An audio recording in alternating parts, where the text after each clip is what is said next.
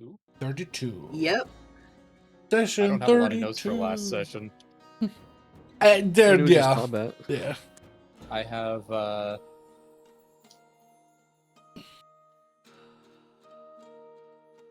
yeah. Yeah, I have mostly notes about the fact of we had fight. Yes. We did have fight. We had several fight. We did have several fight. Greetings, adventurers.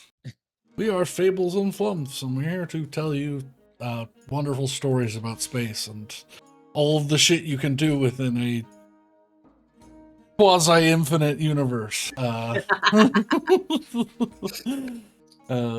But yes, we are picking up where we left off, as was said, session 32 of this campaign. So there's a lot of backlog if you wish to log that back, but yeah, we're picking up. My brain going to dial up with that.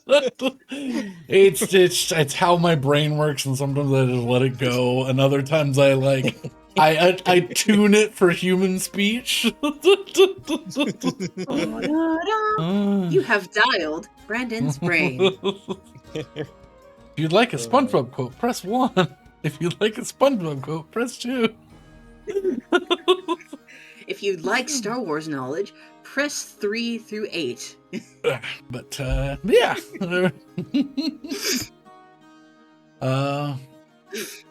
Yeah.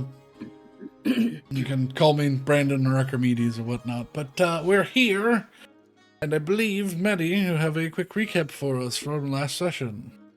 We'll see how quick it is. I, again, am trying to get them under 5 minutes. Let's go. It's 21 p.m. With our new friends, Jack and HN-T8R, or whatever the fuck his name is, so we head out to the garden of the Serenus Ring, or not Serenus, Aurea Ring 7 courthouse, and specifically the guardian that connects the atrium lobby with the courthouse. We have gotten intel that the opposition force, the Farazan and Glee's Victory Assurance Squad, or whatever, has seized the bridge and loaded it up with cannon fire. So we need to keep cover to avoid being absolutely obliterated to smithereens. Rage debates coming in like a wrecking ball and taking out a gazebo, or using explosives to do the exact same thing. He can't really do either, but he does get one plastic grenade handed to him before battle erupts. Ellie, being unable to reach anyone in a single movement, hides in a bush and muses on the topaz she was gifted by the Warden of Maella, wishing that she survives long enough to yell at Rage for wanting to destroy her hometown's architecture. After a second Skyraise and takedown, Rage returning fire using the opposition's weapons, and Sullivan realizing he could use magic to drown people, we prepare to enter the courthouse for the final confrontation. Frustrated with her friends for getting vital pieces of information, Ellie exclaims, "Oh, thank God," when Casey finally remembers to tell Jack that Murik is a lycanthrope, then covers her mouth with her hands because she just audibly spoke, then realizes she has hands. The vision of the future that Mael's Topaz offered was a one-night-only form of a bipedal wolf monster. A notable improvement. Entering Also the referred to as One Night Ultimate Werewolf. Oh my god. We need to play that game sometime. Okay. Entering the courtroom, it is packed with soldiers, and standing in the testimonial box are Counsel Irhan and his captor, the still human, Murik. There's some brief talk, and she lets slip that she works with Avantex and is planning to wipe us all out and move to Avantex with a, quote, clean slate. Well, that won't stand for a variety of reasons. As she moves to kill Counselor Irhan, Sully vortex warps him to safety outside of the courtroom, and the fight begins proper. Rage, having stolen one of the mounted auto turrets, again turns their own firepower upon him in a way that they didn't think was possible. Seeing that her elite Avantex victory force was varyingly slowed, shot, or blown up by their own guns, Murik tries to mind control the One Night Ultimate Werewolf. But Casey stops her with the power of friendship and force. Casey uses her Held Wild magic surge from the first fight, which surrounds her with a field of anti-magic, running up to envelop Murik in the anti-magic. It takes the older woman an alarming amount of time to understand the reality of her situation. Her pride won't let her see the truth that she is really fucked right now. She eventually gets knocked down, sits up, looks at all of us. I hear myself echoing in Brandon's microphone. It says, Oreo will die. Shame I can't kill you too. She twists the ring, bites down on another teleportation crystal tooth, and when those fail, then and only then realizes that she's been in an anti-magic field for a while. She tries to run and gets unceremoniously flattened by Rage, who proceeds to remove all of her dangerous items while being dissuaded from removing her teeth or arm, because that kills people. Casey stabilizer, and Jack apprehends her using both restraints and a localized anti-magic bubble, so she can't pull any of her bullcrap. That's when a siren goes off around the city, and Jack gets word that the Victory Force's ship is about to carpet bomb the capital. We are conscripted then and there to shoot down the Shoot Runners thrice, using Serenus's planetary defense guns. As the sun slowly rises, the Shoot Runners thrice falls into the ocean, and Jack promises half the salvage if we just don't leave the city, and as we answer his questions to the best of our abilities. We then head off to be interrogated and level to 8. Correct. Thank you. I have completed it in under 5 minutes. just barely. But yes, thank you. To be fair, you did have a little bit of a slowdown because you had to deal with the echo. Yes, I was getting I don't remember the term for it, but I was getting what? Speech jammed? Yes, I was getting speech jammed by my own voice. I could hear it, and then I could hear myself getting speech jammed, and then I could hear myself hearing myself getting speech jammed, and it was bad. But yeah, we are I've just moved the map slightly to the original map that I had pulled some of the assets from for my building purposes. So what is this? Administratif? Yeah, that was the original name of the map. It was, I have to actually go to this one unless hang on, 1 second. Switching maps. Genjuro on Tails Tavern made the original map, so thank you for that. You are a big help. I took lots of pieces from this and then made my own for the other map, so that's why we are here. I just thought it was a really cute little a cute little map. It's more fantasy than what the vibe that I wanted for the map, so that's why there's some like technology stuff added. But yeah. Yeah, the sun has just risen. You all have well, you took a long rest before you got here, so you all are sort of a little jet lagged as you are feeling well rested as the sun comes up. You're a little beaten up, and probably full of a little bit of a concoction of chemicals from the trauma team response. You are, however, alive and well, and find yourselves back on the streets of Aurea.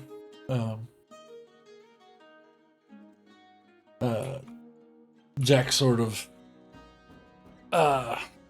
posts up as you all are leaving the security tower. He just says,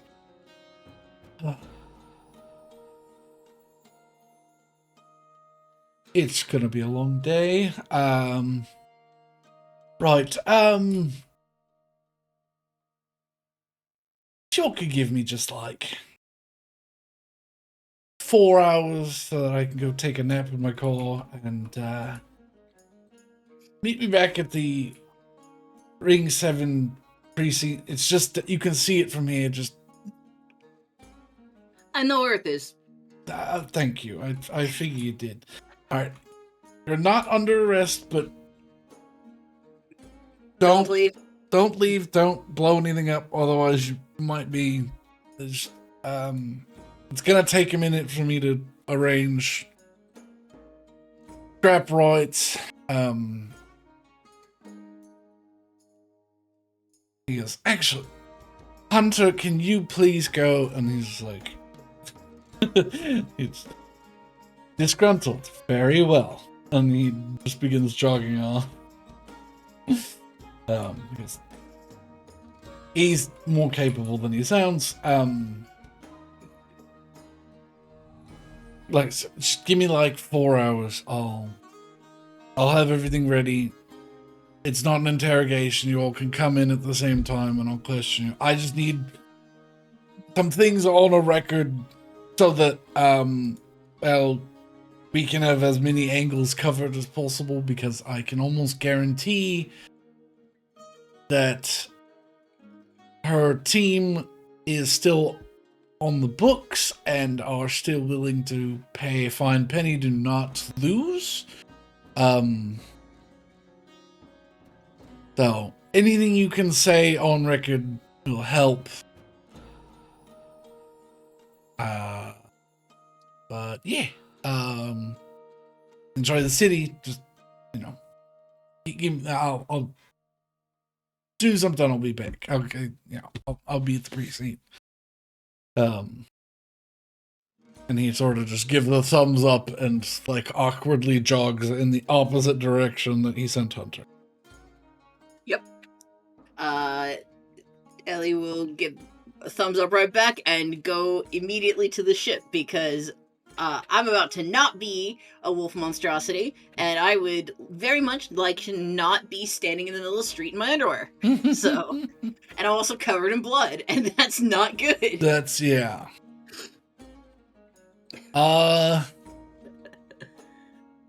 because we said you were walking back to the ship as this basically happened, because it was basically on the street. So yeah, you just like cross the street. I would say, just for this is the fun of it, give me a Constitution saving throw. Ah, bugger. Okay. That's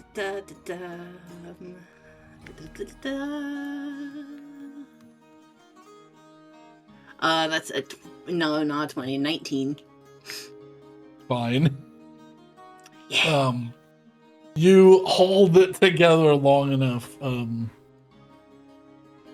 like someone rushing to the bathroom and it is there, like you're about to get home. It's sort of an awkward shuffle up the ramp into the ship before you A little bit of convincing Owen to let me in, like. Open the door over there. But yeah, you managed to hold it in and not catch an elderly couple yelling at you for public indecency. But Woohoo! But yeah, is there anything that everyone needs to do before questioning things? Is there anything you need to procure? Sort of not been long enough to have another short or long rest, so you all are just sort of sitting around. We can go, I mean, after Ellie takes a shower, we can go through the shit that Rage pulled off of Murik. Yeah. Yeah. I mean, I was also thinking about looking for potential item stores. I mean, I know a pretty good one in Ring 5.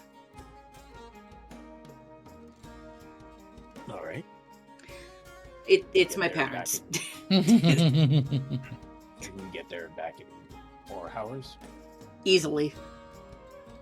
We can walk there and back in 2. How big is the city, actually? It's about a mile and a bit wide. Oh yeah, that's very easy to do. Mm-hmm. Yeah. Like an hour. Yeah. It's it's not a all- huge city, but it's fairly densely packed. So yeah. I'm refraining from making snide comments. I know where you got the idea for this city from. Well, I don't know. It's be mad at it. Do you know where I got the idea from this city from? No, I'm teasing because it's like, oh yeah, I know a city that's quite large but densely packed and Oh, Hmm. yeah, no, you are correct. That's where I got the demographics from. But the layout I got specifically from Timaeus and Critias, the Plato dialogues.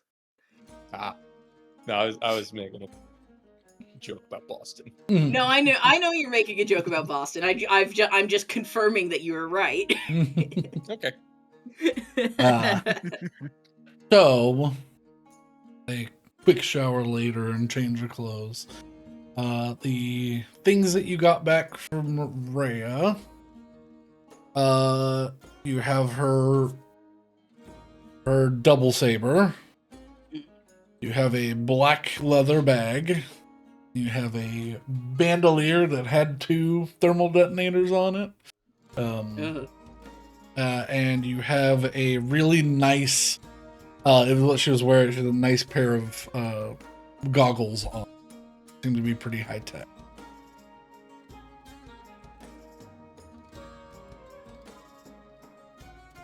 And then also, I'm going to send this to you, Rage. 'Cause I was going to send it to you, you know, Is it a turret? 3 in the morning when I finished doing it. And I went, no, I'll just wait till tomorrow. I feel like Rage should get an advantage on intimidation checks for holding a mounted turret as a gun. So it does have a unique power supply. In so much as it's a mounted turret that you have unmounted. It has an internal battery. It has to be actively recharged. As if it is, you know, a mounted weapon and it will run out. Well, it is mounted, it does not have a recharge. So Oh my god, this is the dumbest thing I have picked up, and I'm so happy. yeah. Uh, Yeah, they did not care for weight and, you know, the essentially small fire extinguisher cartridge that is what is the air that gets supercharged to make the bolts of plasma. You know, so there's a big old tank of liquid accelerant that gets turned into plasma. So it's like, that's like a third of the weight of this giant fucking turret. I think I have made an excellent habit of just picking up random things, and it's like, this is my weapon now. Yeah. Yeah. Is This is one of the few that you've been able to take with you. actually, I have still also taken that. I still have the oversized claymore from the Unit That's true, you do. But you've left behind like 2 cranes and a boulder. Well, yes, because literally some of the times he couldn't get to the door. Yeah. I'm just imagining Rage like doing like a sad puffy face with just holding like a giant weapon that it's like, you can't get it on the ship.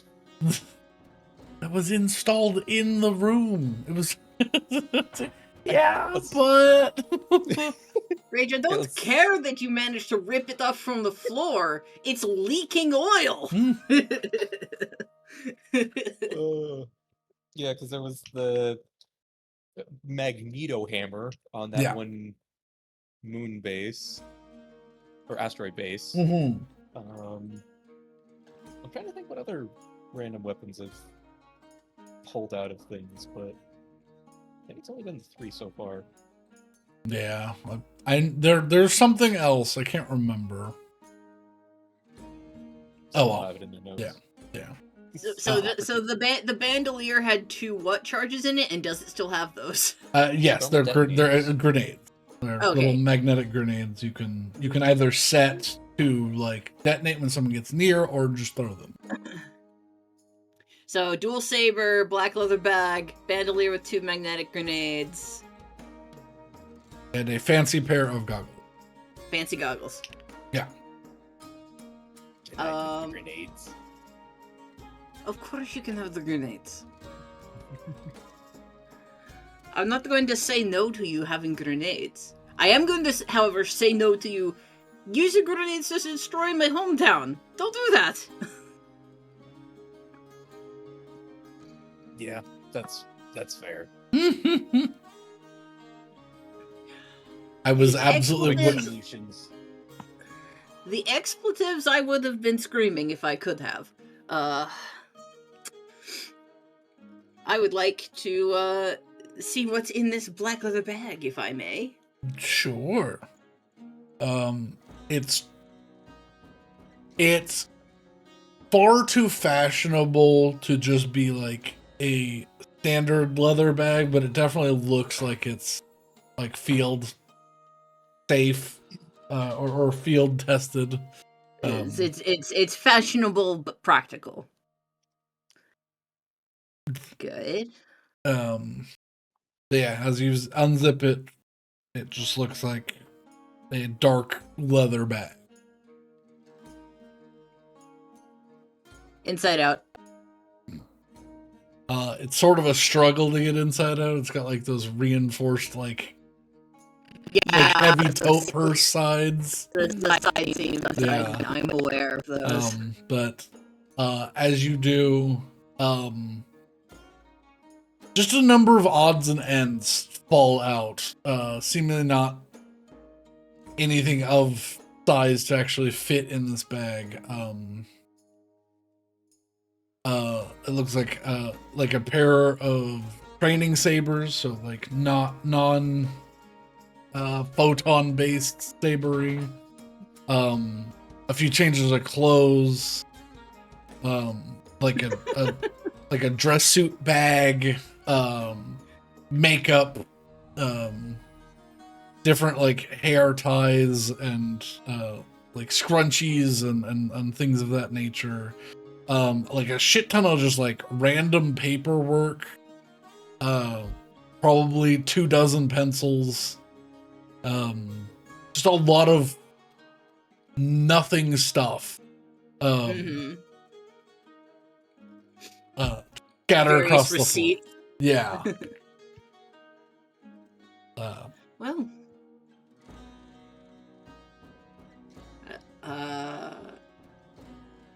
replacement, and well, I guess I'd better organize this, and I'll start gathering up the little bits and bobs of paper, because it's like, this might be evidence. I'm not gonna go through it and judge what is and isn't valuable. But... Yeah.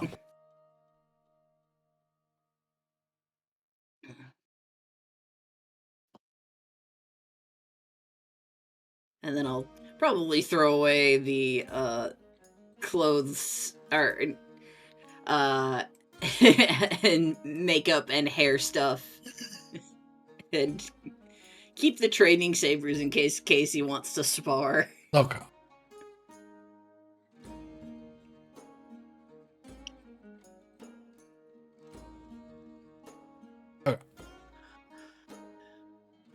So, Those guns, though. if you would like to, you can spend some time fiddling with the goggles, or you may make an appraisal check to determine if you know what this is. Can Mr. Appraisal make the appraisal check? Depends.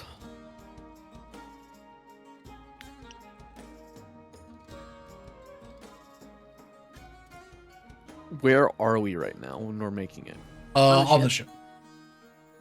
Okay, then yeah, I take a look. Yeah, if you could give me an appraisal check. 24. Ooh. All right.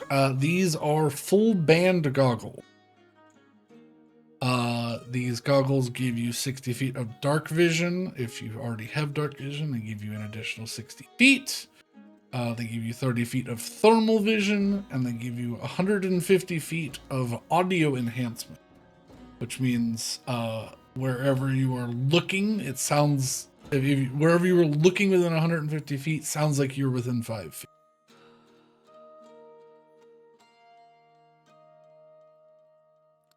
They are quite good. 120 or 150? 150 of, no, 30 of. Thermal's 30 feet. Yeah. 30. Got it. Yeah. They are quite good. That's not bad at all. Yeah, they're just No, these for sort sure. of, they're like ski goggle sized, sort of,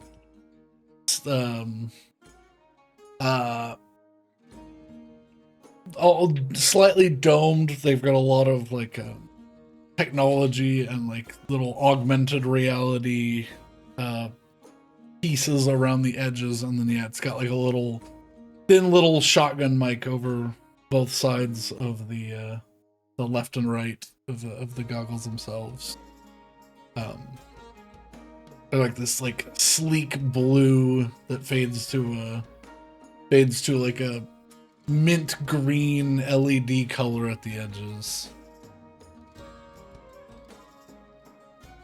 It's, yeah, she was prepped for y'all to like try some invisibility shit and stuff and sneak up on her and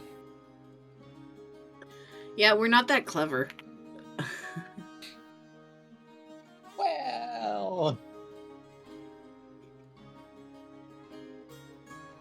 could do something clever, even if it was by accident. yeah. Yeah.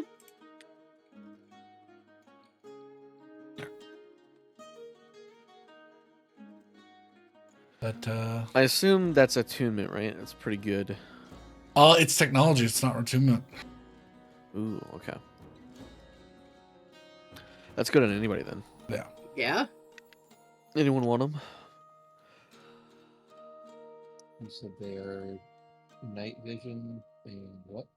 Night vision out to 60 feet, or if you have night vision already, you get another 60 yeah. feet.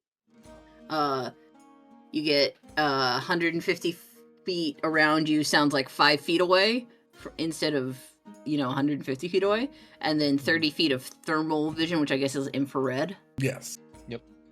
Which would be very good for somebody invisible through.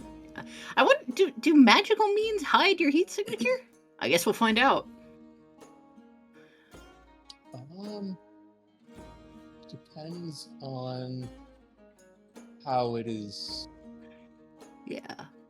Like, I'm sure blink step is like because you're briefly going into the ethereal plane. Yeah. Yeah, if you disappear from the plane, then clearly any signature will be gone. Yeah, but if you're still there, you just can't be seen. I guess it wouldn't hide. I don't know how my invisibility will work because I'm like in between planes. I'm in both. Mm. The Fulgrim's phase or whatever. I think you'd still show up, but you'd be sort of fuzzy. Maybe it would be less like somebody's there and more like somebody was there 5 minutes ago. Yeah. Like you'd have a heat signature, but it'd be faint. I don't particularly want them. I don't have dark vision or anything, but they're not cool looking. They're cooler than just like ski goggles, but yeah.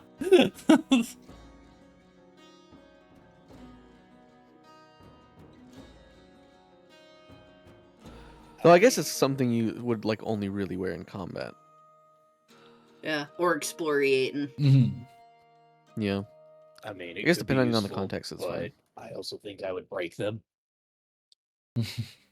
I mean, I could take them if no one else wants them. Do you want them, Ellie? No, the thermal sounds interesting, but I can hear and see pretty well. So. All right, I'll take them. I'll keep them on me and then put them on only when needed. Okay. Yeah, I feel like, who knows? They might be super useful. I feel like Rage I mean, they would have get very some good use use out of them, cases. but I feel like Rage would get use out of them, but also there's risk of Getting smashed in the face, yeah. well, getting smashed in the face, and also Rage just forgetting that he's wearing them, and suddenly, Oh, that's oops, also true. They're not a magic item, so they can't be broken. goggles went point. Boink. Yeah, they could be enchanted to be more resistant, but yeah. All right, bag of holding, they go. Alrighty. And I can update. What are they called? A full band goggle. Full I band put it goggles. on the group shit thing, so group docs. Yay! All right. Do that. Subtract.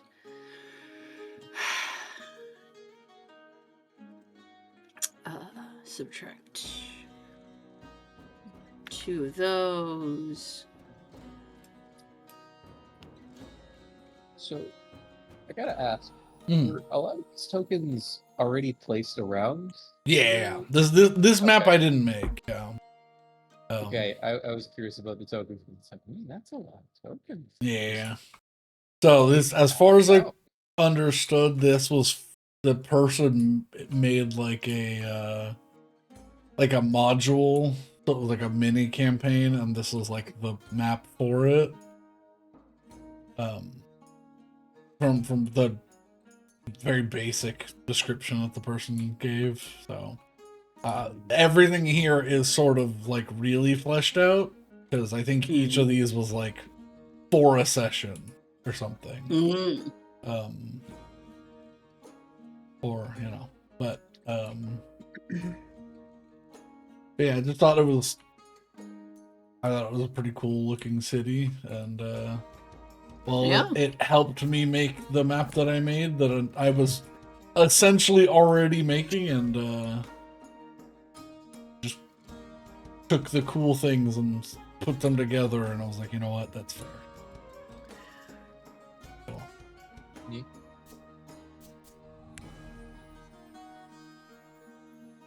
But yeah, Okay. so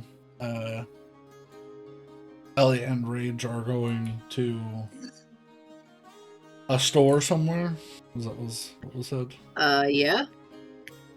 Rage wanted to go to a item shop, and I know a good one. Yeah, Though I may be somewhat biased. I mean, You want to go to an item shop? Yeah, like a magical item shop. Do we want to go there after we get paid out for our salvage, where we actually have money? You have a good. We do have a lot of money. Well, we will have a lot of money. Well, I mean, we have a lot of money. I mean, you might not have a lot of money, but I have a fair bit of money. Okay. You can go if you want. I'm not going to go bother if I can't afford anything at the moment. I have Mhm. 20. I have 4,000 gold. Which is normally nothing to sneeze at, but Yeah, But I'm gonna we wait have for a 10 the times inflation on this campaign. yeah, I'm gonna wait for the salvage payout, yeah. and then we can figure out how much is getting divided and how much is going towards ship fund. Yeah. New ship. New ship. New ship. New ship.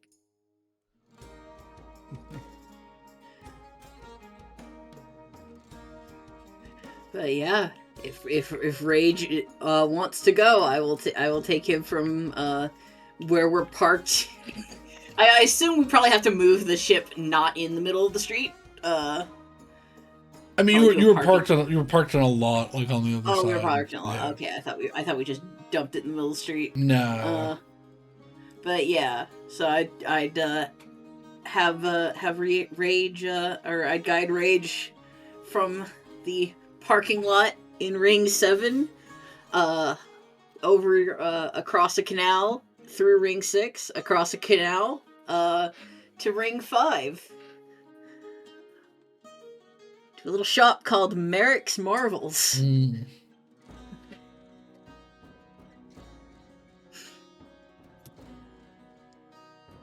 Hey. But, yeah, you all make your way over. Now, question for Maddie. I'm assuming parents have the same accent. Yeah, probably. Okay. Parents and aunt probably do. Listen, I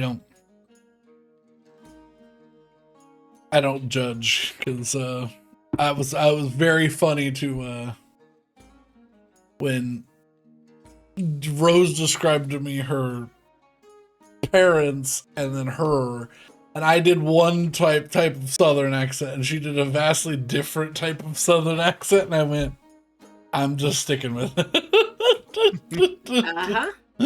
So And it ultimately made sense for the story. making sense, just making sure. But yeah. No, actually, everyone I know talks with a posh British accent. You know, I'm just making sure. Man. I don't want to assume anyone's, voice. Fair. But yeah, you two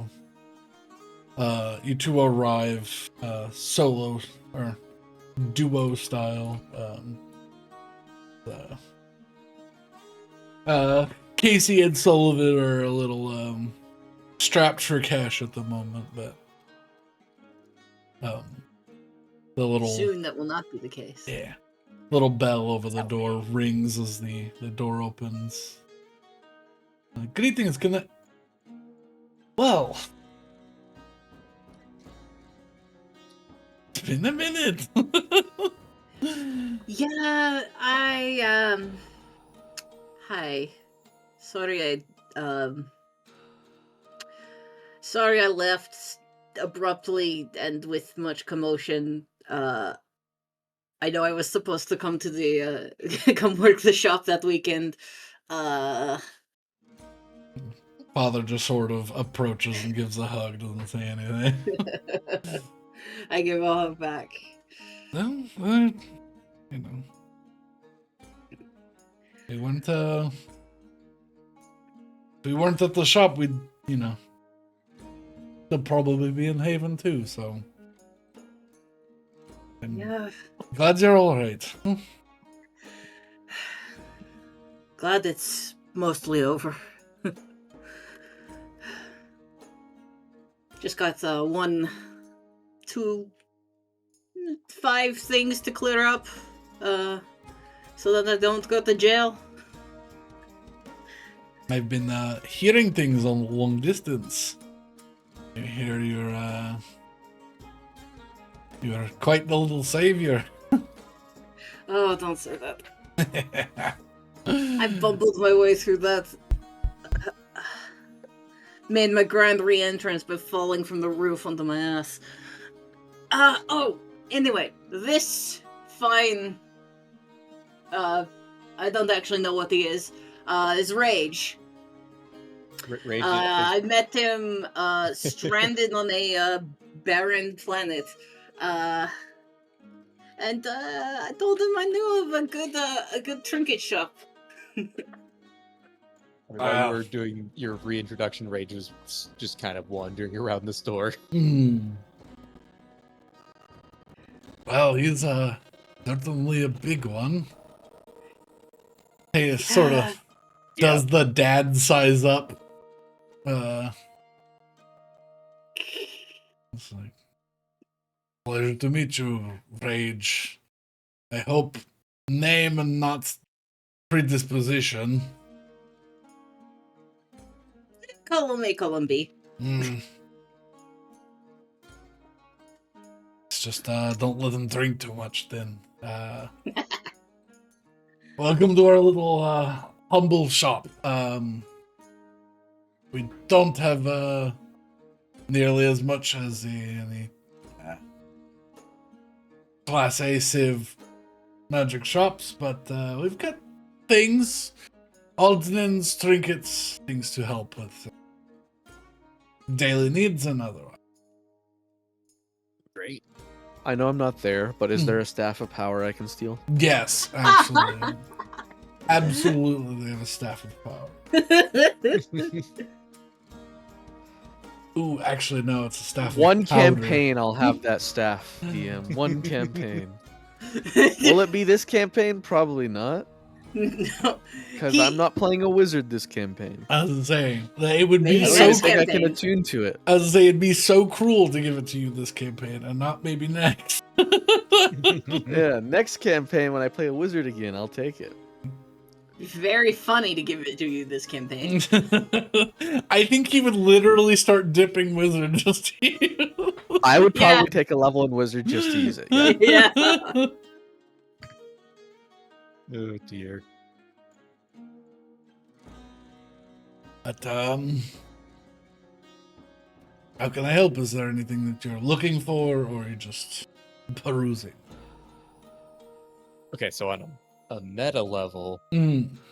I'm looking for anything that can expand crit range and anything that can increase size class. So size class will probably be easier. Anything that expands crit range is immediately into legendary. So, Yeah, but eventually we'll get there. We are only level 8. Someday. you know, roll me a D100, my 2D10. All right. See what they have in stock. Here we Because go. it's I'm gonna always go- changing. Gonna go outside of the city limits. 87. 87. Wow. 87. That's pretty good. That is pretty good. Better than I would have rolled. Let's see.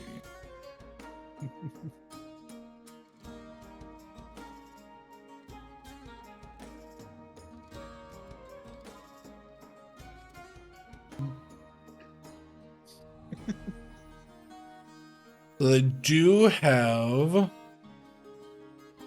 they have a couple of potions of reduce and enlarge. They're two different items. Even though the spell is reduce and enlarge, it's potions of reduce and potions of enlarge. I'm looking for.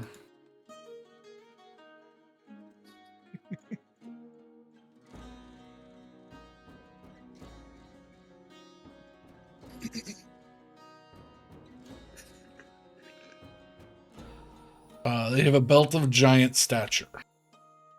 Oh. What does that happen to do? That is a. This belt requires attunement. By a. Not just requires attunement. Once per day. You can use the effects to cast Enlarge Person on self only.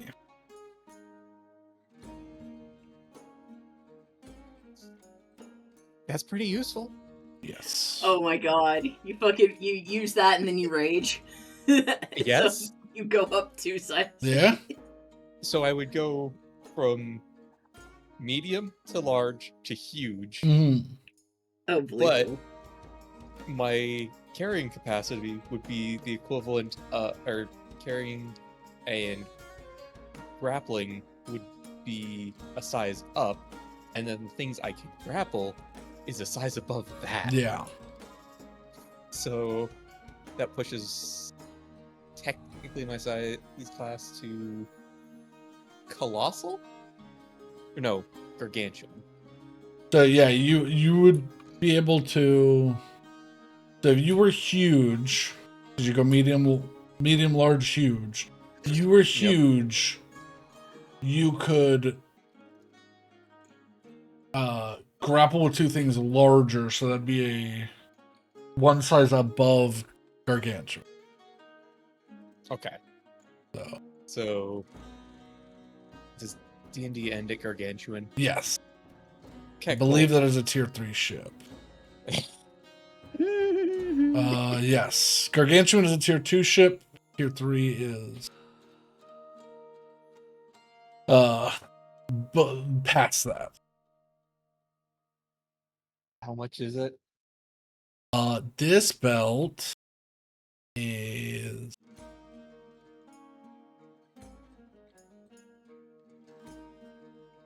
30,000 galactic standard gold piece. Dang, 10K short. I can give you the one. I mean, to be fair, we are gonna get paid Yeah. soon.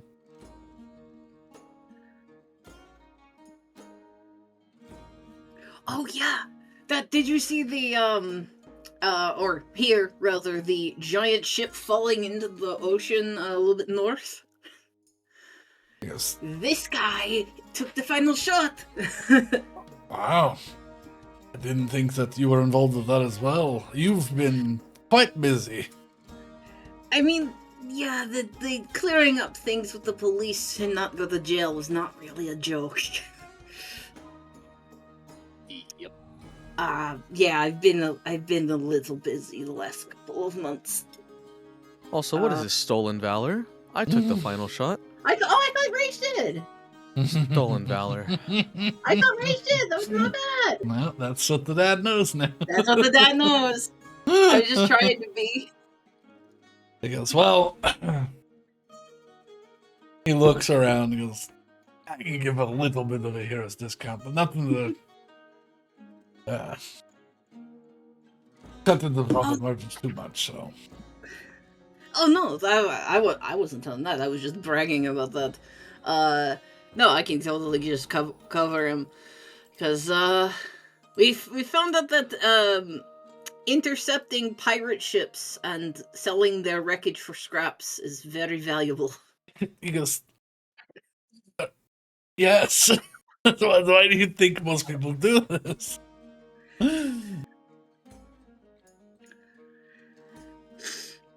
Is this just one of those things that flew over their head? Little bit. Over it, under it. They've got lots of expensive pieces that take lots of specific, very ways of creating them. So they're very good to reuse. Also, most spaceships that are less than 100 years old are still considered essentially completely reusable. So. Well, I don't think the one we shot down is going to be reusable.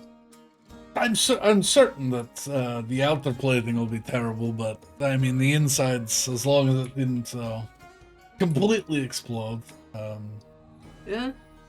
Most of the insides could probably be stripped. There's a lot of gold in spaceships, so like literal actual gold. So. Mm-hmm. I mean, I assume that's mostly in the wiring. In the wiring, in the subspace engine system, in the lining for the Caesarellum, because Caesarellum does not react at all with gold. Not many things do. Yeah, I mean, I've mostly just been doing what I do best and taking the usable parts and grafting them onto our ship. That's a good way to do it. I've managed not to light anything on fire this time, so. Oh, that's even better. Called it a success. No more flaming washing machines. That's a story I need to hear. It's pretty self-explanatory. I will say, I might have a bit of a reputation for fat fingering some engineering, but I do some good work. The inverse security shield at Haven, they don't come like that. I had to manually invert that. I did turn it into an inside-out umbrella at one point, but that was only for 2 days.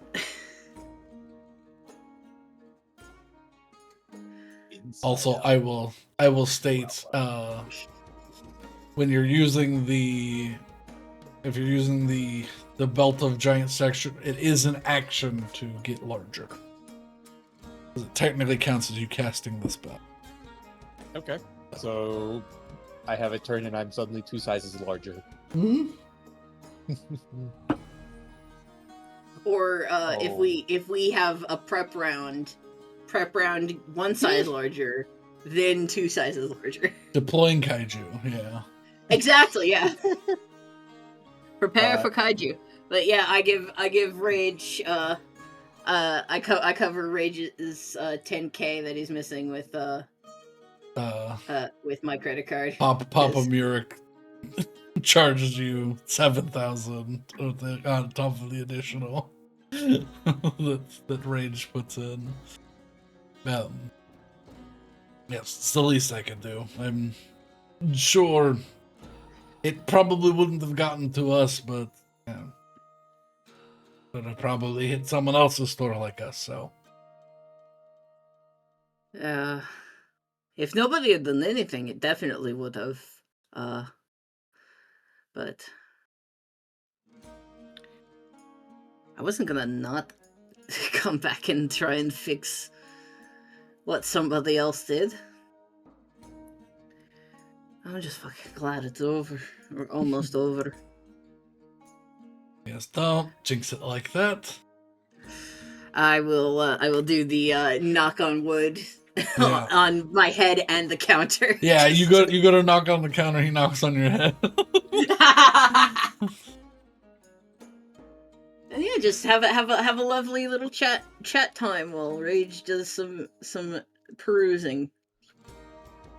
So that belt of giant stature. Yes. Okay.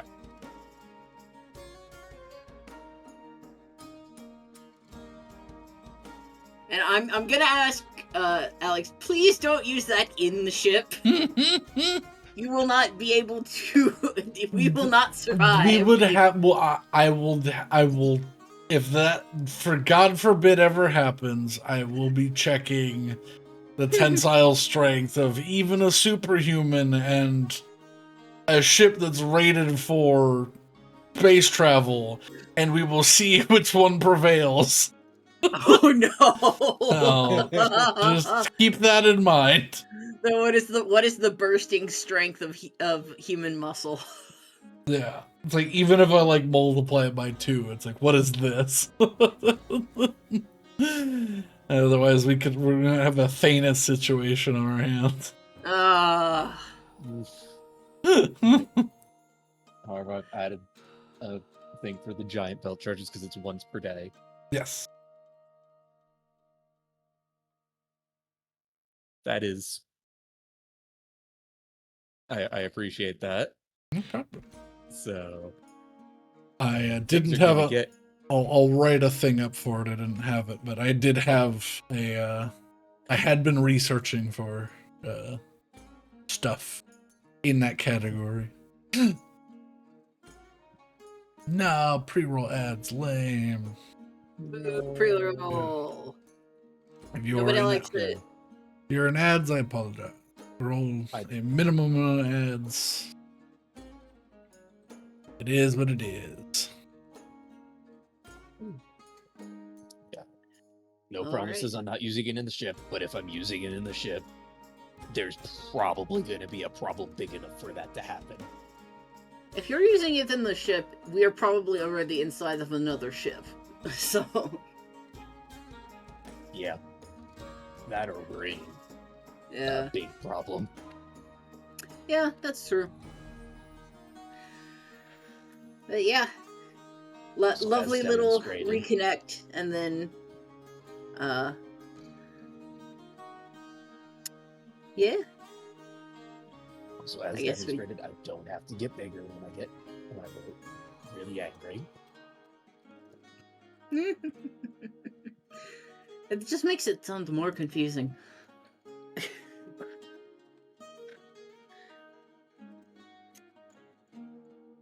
Ray's just gonna look confused and like deep in thought and like, what? Anyways, But yeah, I mean that's what we We do, and then we head back to the ship to prepare for the inevitable. Okay. Yeah, I'd say if no one else is getting anything, we can skip to. No, I don't have anything in particular. I'm happy with it. Yeah. I'm glad you're happy with it. And I owe 7K to Ellie. What? I didn't hear. I owe 7K GP. Yeah. Luckily, that could just come out of what we're about to get paid. Yeah. Because salvage on a planet destroyer has to be valuable. Yes, but I wouldn't put it in planet destroyer. City destroyer. It probably would have done some fair damage. Yeah.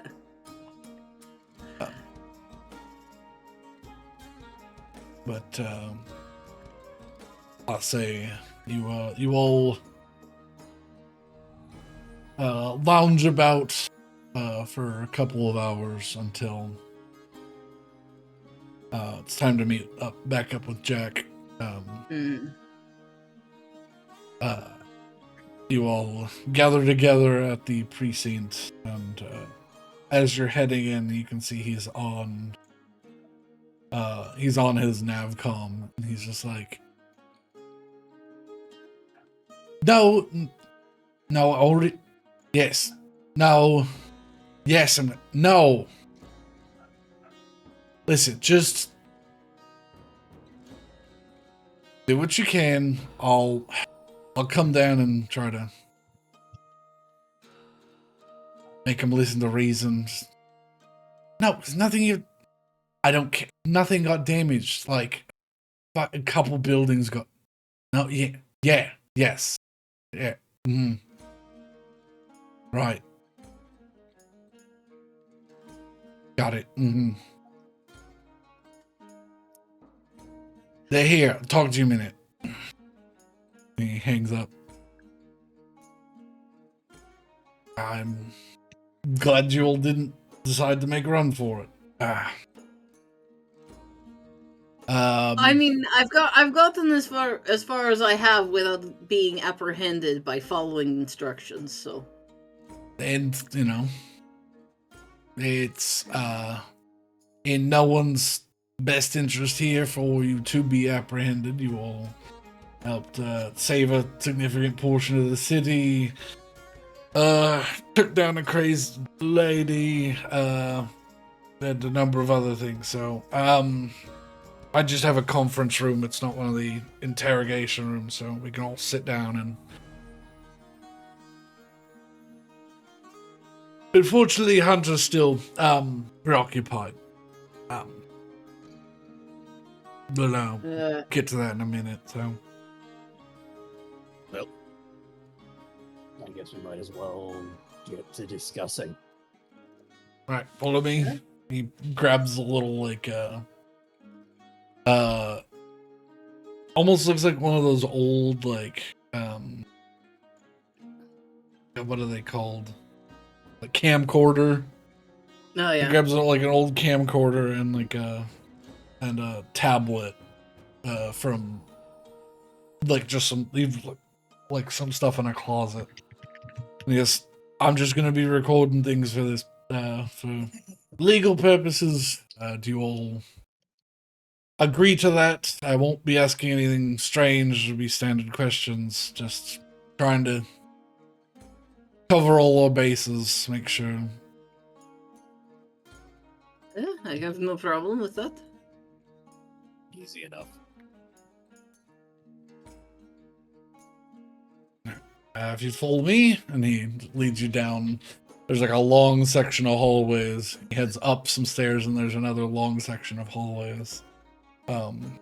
And first one on the right, he just opens the door and stands there for you all to file in. Yep. Do I have to duck in through the doorway?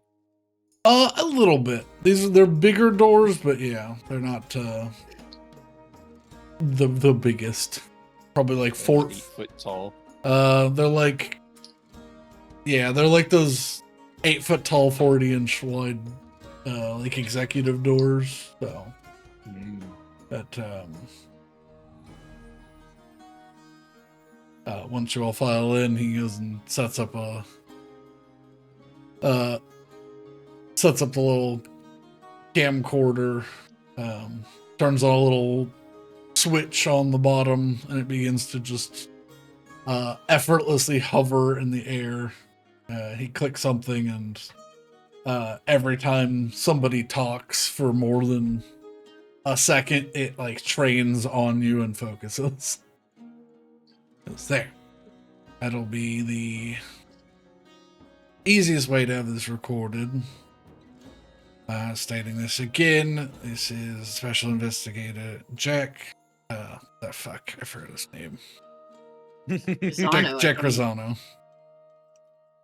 Stationed here at Receipt 41.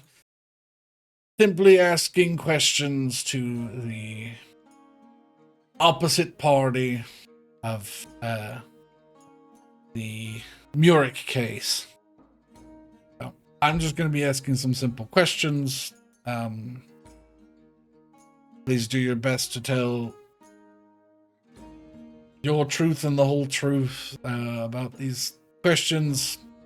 The more we have against Murik, easier it is going to be putting her away. Right now, she still, unfortunately, because of influence, still currently has the upper hand, because they're claiming that the crew of Farazon and Glees went rogue and decided to attack the city. Terrible defense, but it is what it is. But yeah, are you all ready to get started? Yes. Before we do the we found this in one of our bags, and I don't know if it's useful at all. It could just all be trash, but I figured I might as well give this pile of documents over, and I will hand over the pile of documents from the bag of holding. No. It's just it's probably all receipts and shit from her purse, but who knows? Yes, I'll thank you. I'll take a look through this. We had several hours aboard the ship. Did you not look through what it was? I was walking around my hometown, thank you very much. It probably would have been beneficial to have... Whatever. She scanned them, but yeah. My money says that it's receipts for food and clothes. It honestly looks like personal items, not like, you know. Yeah. Did you not ever go through your mother's handbag? No, I can't say I have. Well, that's the stuff that's usually in there. I mean, not the whole full sets of clothing, but receipts, makeup, pencils. Right. I don't think I remember anyone I grew up with having a handbag. I don't. We can't unpack that. Suffice to say, it might be helpful. I will be keeping a hold of these. I mark these as he holds up to the camera and goes, pile of miscellaneous papers subject to be valued, determined later.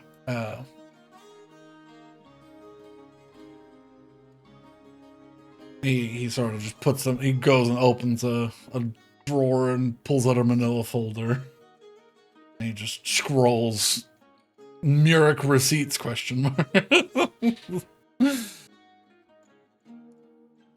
Yes, right. I'll have you all answer, these first couple ones individually. I'll just be repeating. But then we'll do group answers. I don't expect you all to lie to me, and we don't have to separate each other out. I mean, if I start getting conflicting answers and we start having, I might separate you out, but it shouldn't. Should be pretty straightforward. All right. All right. Let's start with you, big man. Close to the door. All right. Could you state your full name and home planet or wherever you reside? Kalmeter Richtov, otherwise known as the Rage, and I don't know where I'm from. Closest I could say is. Can you come closer to the mic a little bit? I'm having trouble hearing you. Sorry. Kalmeter Richtov, otherwise known as the Rage, unknown planet. Closest would probably be Morcaris, and the ship, the Time Stands Still. Excellent.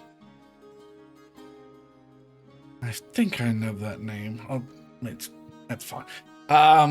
Well, actually, I do know that name. But I'm still going to ask, what's your current occupation? Mercenary. Yeah, that's what I figured.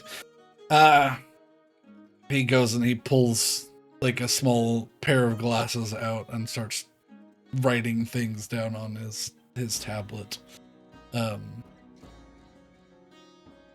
Yes, and what is your relationship with Miss Eleanor Murik? Yeah. We ended up escaping on a ship from the disaster that was the Jiro's Delight, and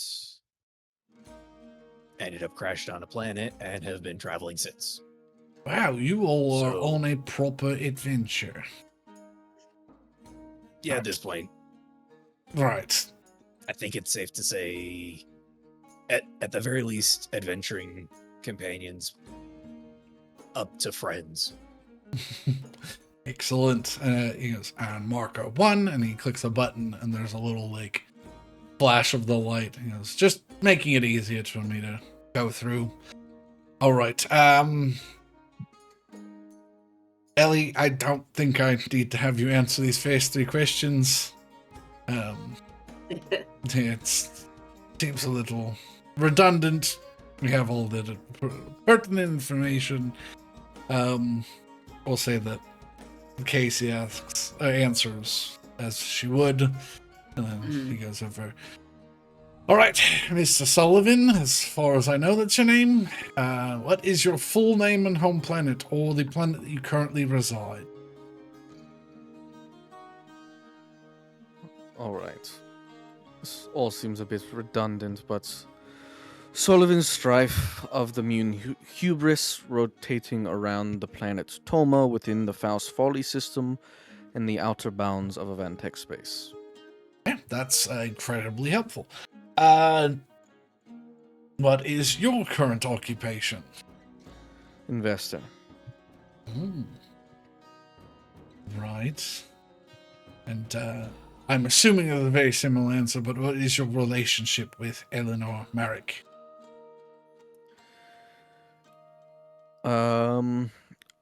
Uninvested in asset. Proper businessman, I like it. Proper businessman outside of Avantex, even better. I don't... Rage, you haven't signed one of his contracts yet, right? Or did you? I can't remember. I think he did. Oh, yeah. Oh, yeah, you Don't might believe have. I've signed a contract with Sullivan. Oh, no, it No, was Frank. we've- Frank did. Yeah, Frank. Yeah. But because, yeah, as a point, I'm one of only 2 people on the ship who haven't signed a contract of employment with this man. So, I mean, Casey. yeah, Casey was the first. I believe Casey is the first. It's right. Have any of you ever been convicted of a felony or are currently wanted in any Class A or Class B civilizations? Not to my knowledge. You can say no. Okay, the answer was no as of 2 days ago. Well, we have not charged you with anything, so...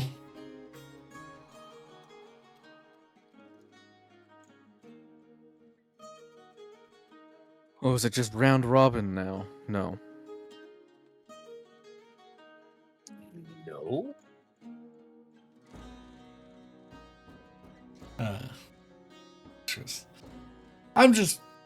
I'm trying to do this the easiest way possible.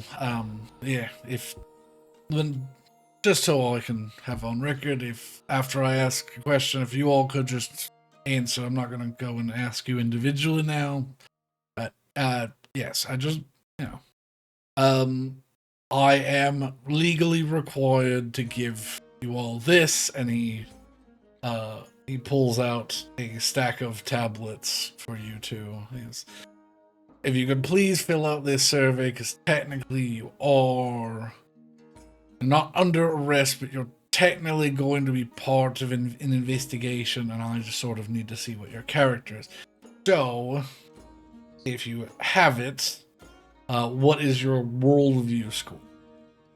Because he's basically, they're basically just looking to see what type of character you are, and if you're a reliable source that they will trust this information with. Okay. You want individuals or full number? If you have the diagram. if you have the diagram ready, if not, just I can remember some numbers. Ooh, I can probably find the diagram. Give me a second. I found the sheet. Put it in the game general. If it will let me post. If it will let me copy the image.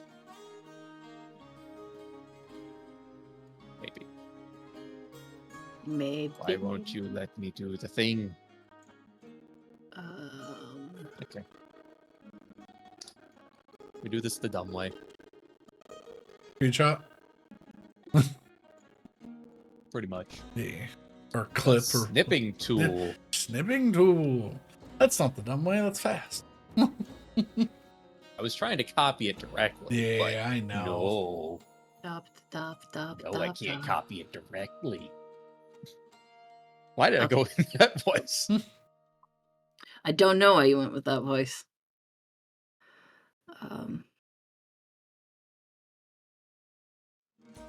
Yeah. Give me a second, though. Oh, wait.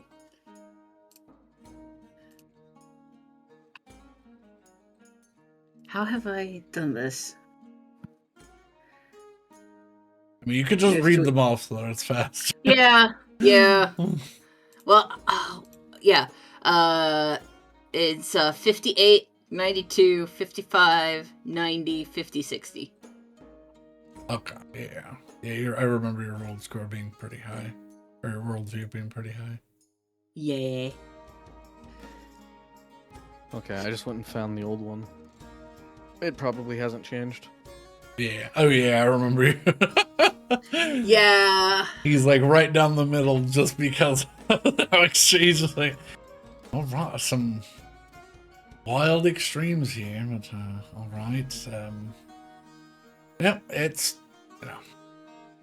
we're just looking for anything that's not less than like 250 or so. That's when you start getting into the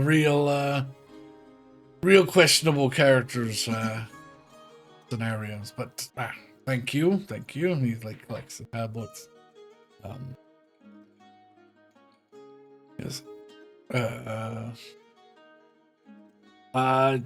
Yeah, I believe I know the answer, but I must ask. And he makes another note on his with the little camcorder. What is your relationship to ex-councilwoman Rhea Murik?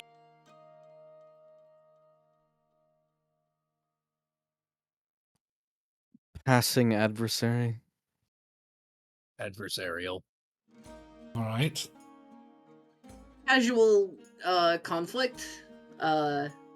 been in a couple of video calls with her. I do explaining, remember this. Explaining the logistics of why we weren't going to be selling our entire town to her. Explaining why we weren't going to be facilitating the construction of a private giant runway for her and evacuating half of our town. I mean, as assistant quartermaster and head mechanic, that was kind of my thing. He's just writing down notes. Right. She, it was always sort of a red flag that she really wanted something to do with y'all. It's like, it was, Wasn't even her 500 miles in any direction outside of Haven, and she could have just done whatever she wanted, but no. I think early on I thought she was trying to start a mining operation for minerals and rare materials, and thought and I think I offered to help her scout a location further north. She, of course, did not accept that. She insisted that she wanted Haven. Well, we sort of know why now, but not to jump to any conclusions. He makes another little click mark. Yes. That Rhea Murik does have footage of an event that you all were involved in. If you all could please make a statement as a group, individually, whatever you wish, on what this encounter was, and it shares footage on it, but we need the context. Context is king for this sort of thing. It'll break down if,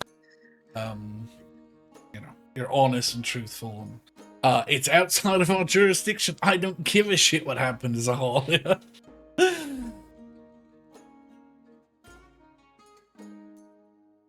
Well, I don't know about these two, but I had been trying to follow her trail, and it had mostly gone cold after probably at Rhea house, because I didn't know what had happened. There was seemingly no motivation. We all agree, the town council and I just all agreed that she was the one who most likely had the answers, just based on her line of questioning and her incessant demanding, and the fact that she ran. So I just wanted to ask her questions, and we figured out that she was in Blendix Zoo at the Excelia after Eden, which is a very high security area, and they weren't going to just let us walk in. So we did do investigative work to figure out where she was staying, and we did lockpick her room, but we did not fire the first shot. And I, on my life, only wanted to ask her questions at the start of that day. At the end of that day, I was more convinced that she had just done it for the fun of it, and was less open to asking questions at that point. But start of the day, I wanted to ask questions. I wanted to figure out what had happened. It's not the story we have from Rhea Murik, but we do believe that the footage she has procured was doctored, re-exported, so unrecoverable.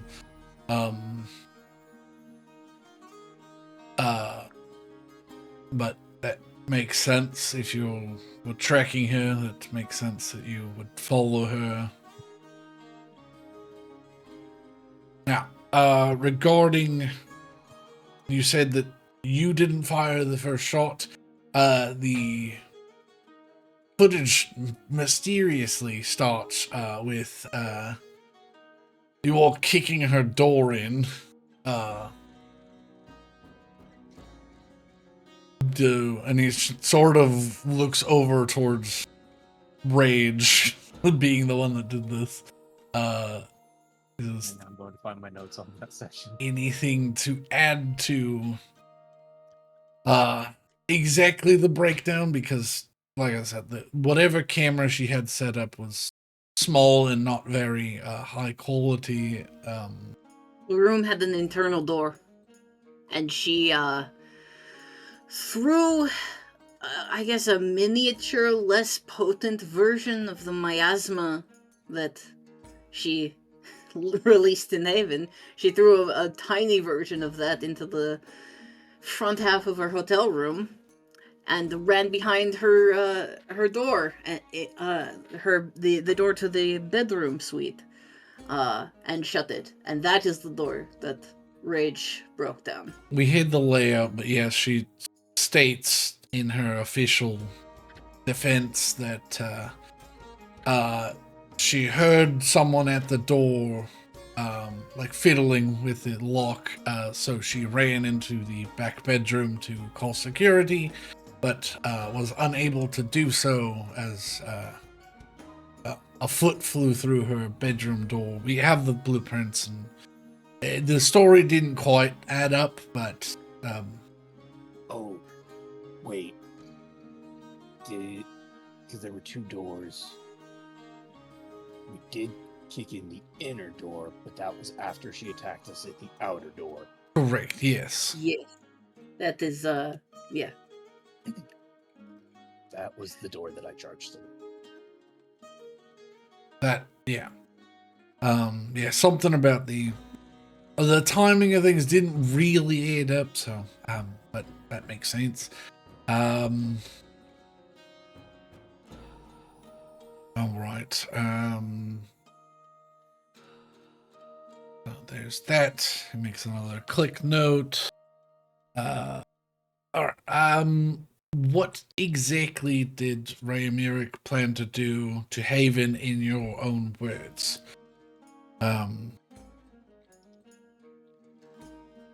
Having what you know will help us put her.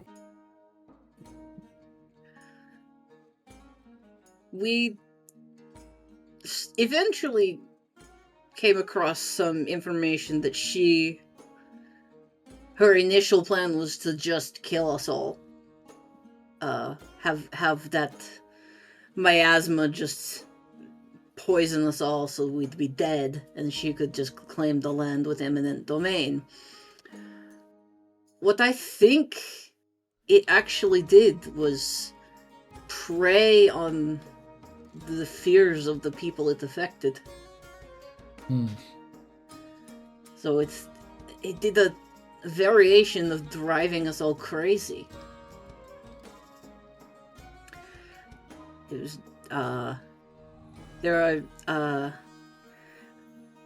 Councilor Irham, when I talked to him, actually told me several rounds of guards had succumbed to rampant paranoia just from being near the thing and seeing shapes through the fog.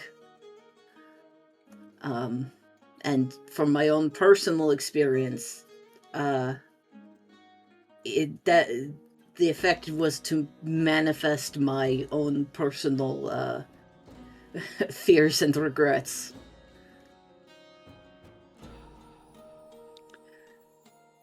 Look, can I ask a very blunt question? Yes. Does any of this shit even matter? You have her dead to rights for hostage taking and the killing of several city guards. I wish. The scope of what happened beyond that doesn't really matter. 1 life sentence, 2 life sentences, it's all the same. Well, at the moment, everything is currently being blamed on the victory assurance team, so she might walk. Even though she is the one that we all witnessed held the counselor at gunpoint. Correct. There's no footage And how would inside that work? the room other than what your The friend here footage we provided. recorded. Yes. Right. So that's Now, I don't know how it is part of- where you're from, but you as an officer of the law are an eyewitness.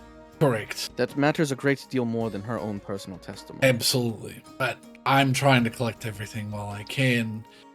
I know this isn't the fun bit, but Look, I'm gonna do you a favor here. I'm going to begin Googling to find, or what would the word be? Naving. I'm an Avantex native. Yeah. I am almost positive I can find this company's website and find a terms of service that says, in the case of all wrongdoing, the company is not liable and the client is. Okay. I'm gonna say make me a perception check with advantage. Or no, an investigation check with advantage. Yeah, I'm certain I could find something in the terms of service that says, if we are hired to do something bad, that's not our fault. That is all on the client. Yeah. Oh. 19. I feel out of any country that would have that would either be Avantex or Duas. Yeah.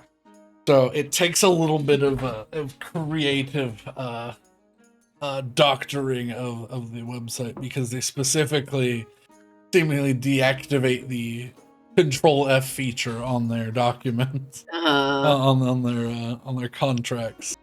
But yes, I have like a proto AI in my arm that helps me scan documents or something. Yeah. The as you begin going through with it, yes, they will defend up to a point, but basically, if the, and it does specifically say that they will like actively attempt to overthrow governments and break laws, but if they cannot do so, that everything is on the Client. on the client, on the benefactor of their services. Yeah, Oh, I'm that's just going to forward the related documentation to you. Read through this at your own time. Pin it to the wall. I don't care. Oh, you should forward the logs that we got from her wrist computer at Blinexo. I believe we've done that already, but either way. Oh wait, yeah, we might. Yeah, we did. First meeting we did. With the council, yes. I've yet to get that information from him. He was a little preoccupied. Understood. That's easy enough to send a copy over. Yes. To you. So he receives both of these. These will help immensely. I just have 2 questions left, and one of them is sort of just my own personal question. What do you have any physical proof that Rhea was responsible for what happened in Haven?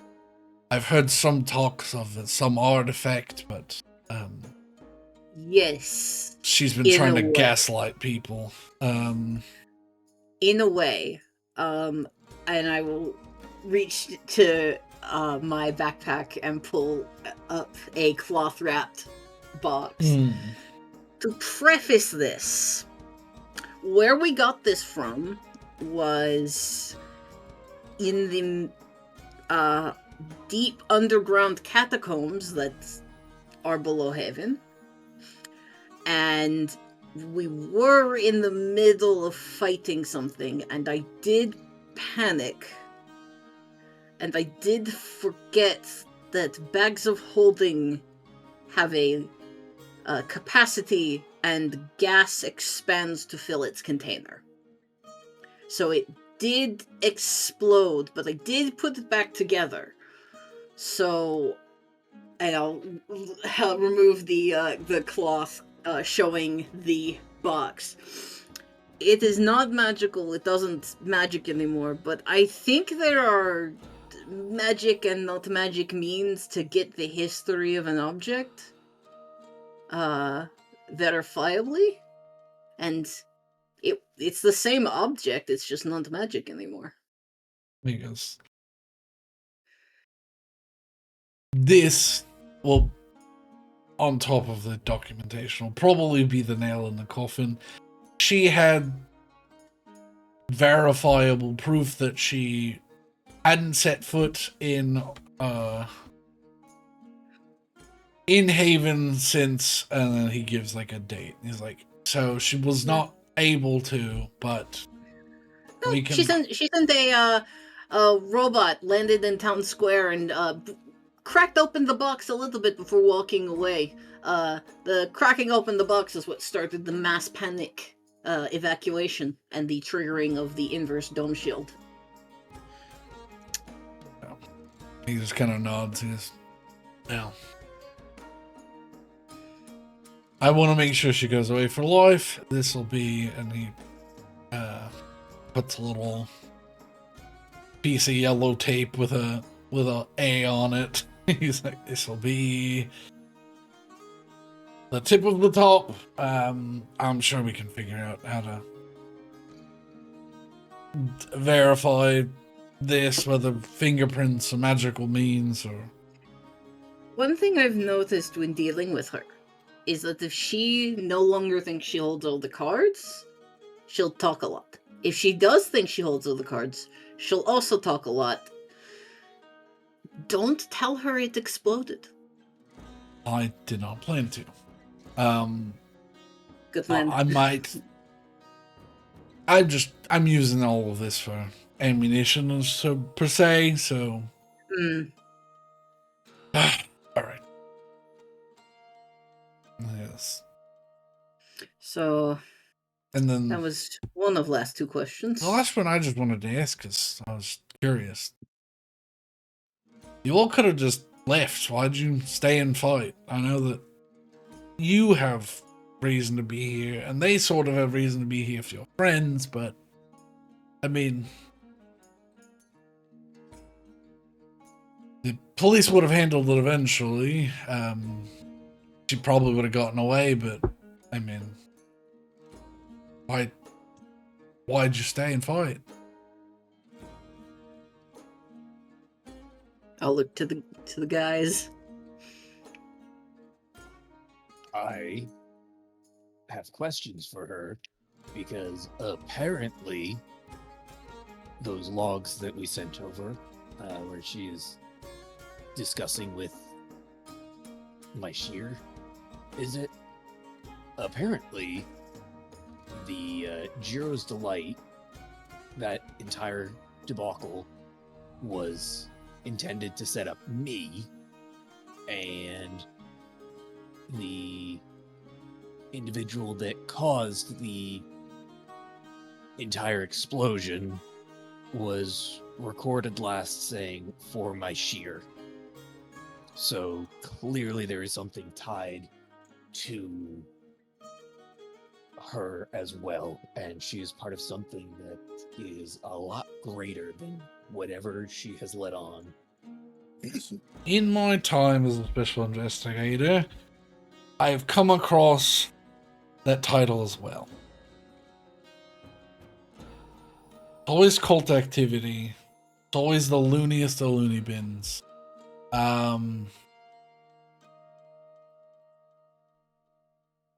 So this sort of tricks.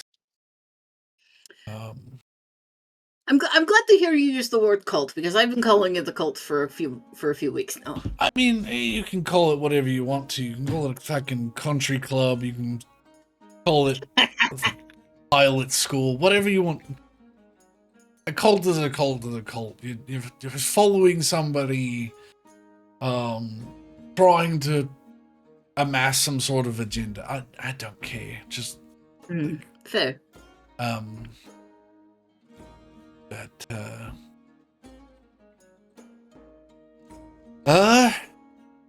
That's all I've done. He stops the recording. I have a question for you. He's just one moment. I got a call. And he walks out of the office, and you can hear him standing in the hallway to the door.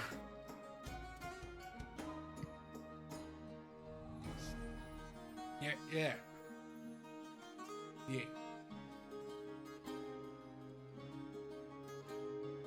Yes, director. Yes.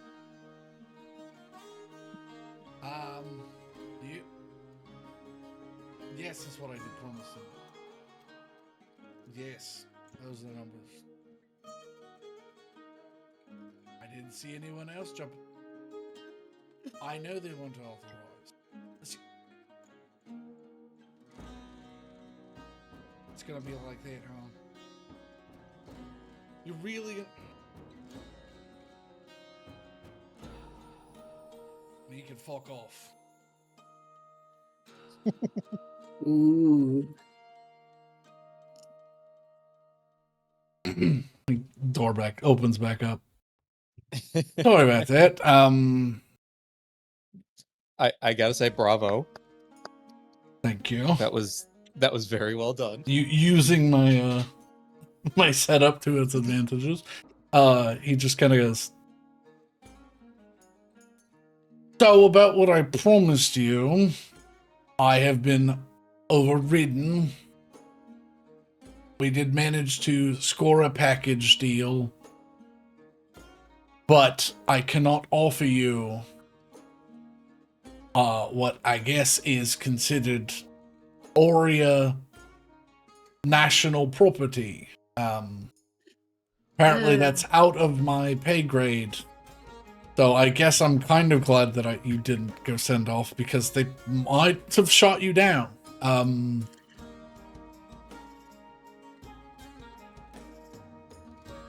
I have been authorized to tell you that you can pick up. They had a number of crates aboard that are still sealed. You may have one, and I've been authorized to give you one credit chit containing 1 million Galactic Standard gold pieces. We might be able to get the new ship now. I am not authorized to give you what is currently being valued at roughly, your half would probably be somewhere in the 11 to 12 million gold. Yes, the only reason I agreed to not go in the first place. Well, I apologize for, probably saving your lives.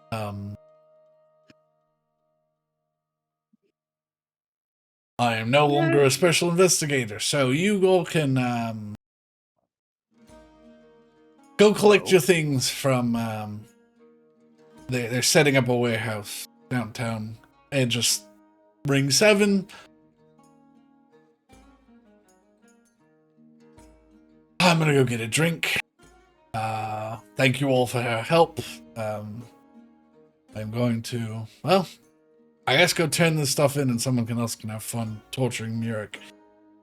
I'm sad I won't be able to join in on that. Me too. I'm sorry they took out the petty bureaucracy on you. Yeah. Apparently, even though they're not directly connected, I believe some Avantex influence has been influenced. But,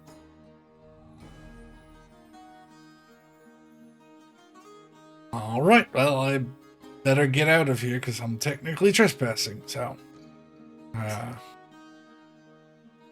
you all have a lovely day. He just sort of turns around and leaves you where you are. Did we just watch a guy get fired? I think we got the guy fired. DM. Yes. In this room, he had his own recording device, right? Yeah. So I don't think there's a separate recording device in this room. Correct. I'll just look to the others. All right, if Avantex has its hands in things, there's no guarantee justice gets served here. Do you want me to go kill her? I think there is guarantee. I think Avantex wants some small amount of payback for an asset lost. I mean... And if she gets loose, we find her again. Easy. I mean, if we're allowed to go and talk with her, I have certain things I'd like to discuss. Well, I mean, we can always ask the front desk. I'll be right back. Guarantee you that's not going to be above board. I mean, she's a prisoner in custody being actively investigated for an attack on the city. If we're not her lawyer, we're not walking in that room. Which is why I was suggesting I go kill her and pose as her lawyer. I mean, I need a few questions answered. Well, you can certainly try. And I have ideas on how to get it. Look, if you wound up in prison as well, there's nothing I can do about it. Dang, and I wanted to try a new way of torturing someone.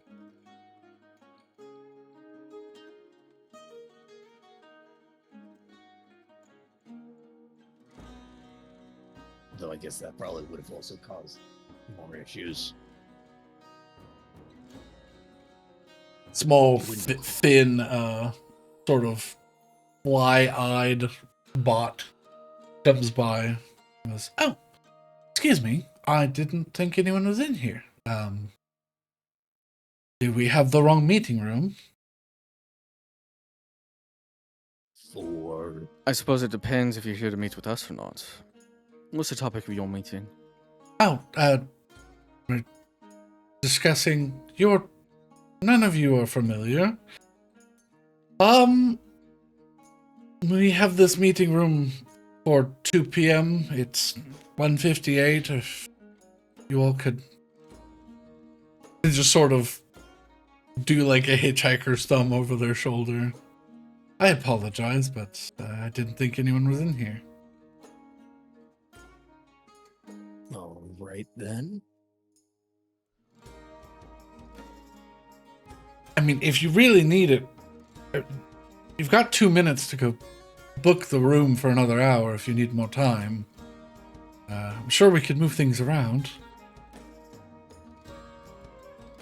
No, it'll be fine.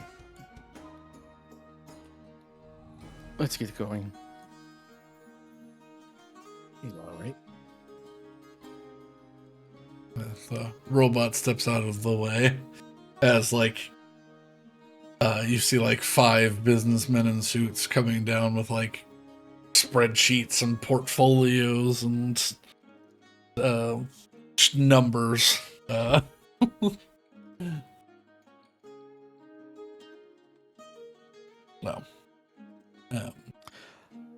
Do they look potentially like they are from Avantex?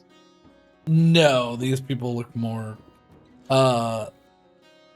like higher ups in the police force, sort of. Mostly tan suits, older balding men. Not fresh cut lawyer look, more like a commissioner and surrounding employees. Nothing involved with your case stuff. Okay. Also, I hate that you described that and then you're like, ah, yes, commissioner. And it's like, my brain immediately went to the commissioner from Hot Fuzz. Oh, yeah. Yeah, kind of same vibe. Yeah. But Well, but I guess we're done here. So Potentially. I'll say he handed you a little sticky note for the location of your valuables pickup, if you want to call it that. Sure, yeah. yeah. You all leave the back rooms of the precinct. I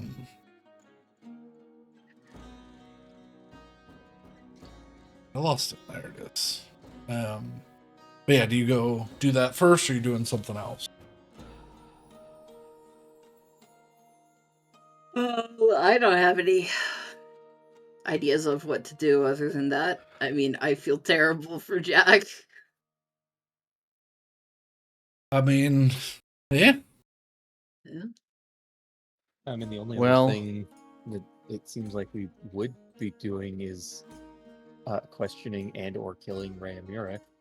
Yeah, so there's 3 things for us to do left on this planet. Mm. 1 is collect our rewards. Yeah.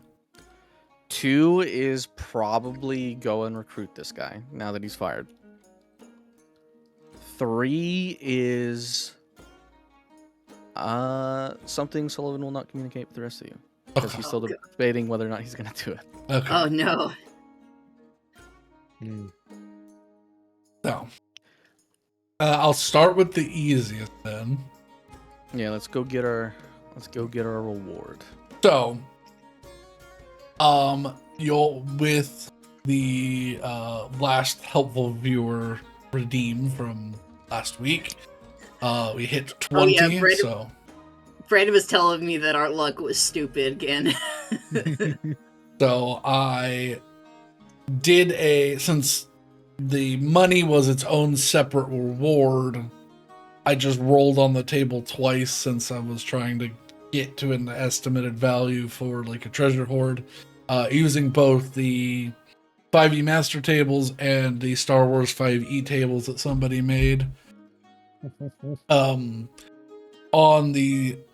with helpful viewer, it adds 20 to the result. When I roll the first initial, because it's 0 to 100 and there's a bunch of different breakouts. For the Star Wars 5e table, I rolled an 80. So that's plus 20, that's 100. Then I went over to the Donjon table, or the master tables. I used Donjon to generate. Yeah. And on that master table, I rolled an 81. So for a 101 result. So I combined the things. And so Long story short, we all get the skill book we need, right? no. No, but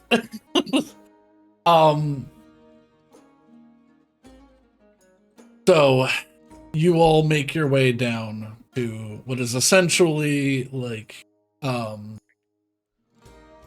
it's like a boat dry dock sort of situation, except for it's like a boat dry dock that's meant to hold like the Titanic, and it's already a third full of scrap that's being hauled up like chunk by chunk from the ocean. You see these giant like think very like UAP flying saucer type vehicles, but they have these big 5-fingered crane that are just literally they're dipping underwater without like a splash, and then they're coming up with chunks and they're just coming dropping them off through the like corrugated roof like opening corrugated roof. So it's very loud as you arrive, but there are places to park your ship so they can easily load things for you. But as you arrive and identify yourselves, you are given one credit chit.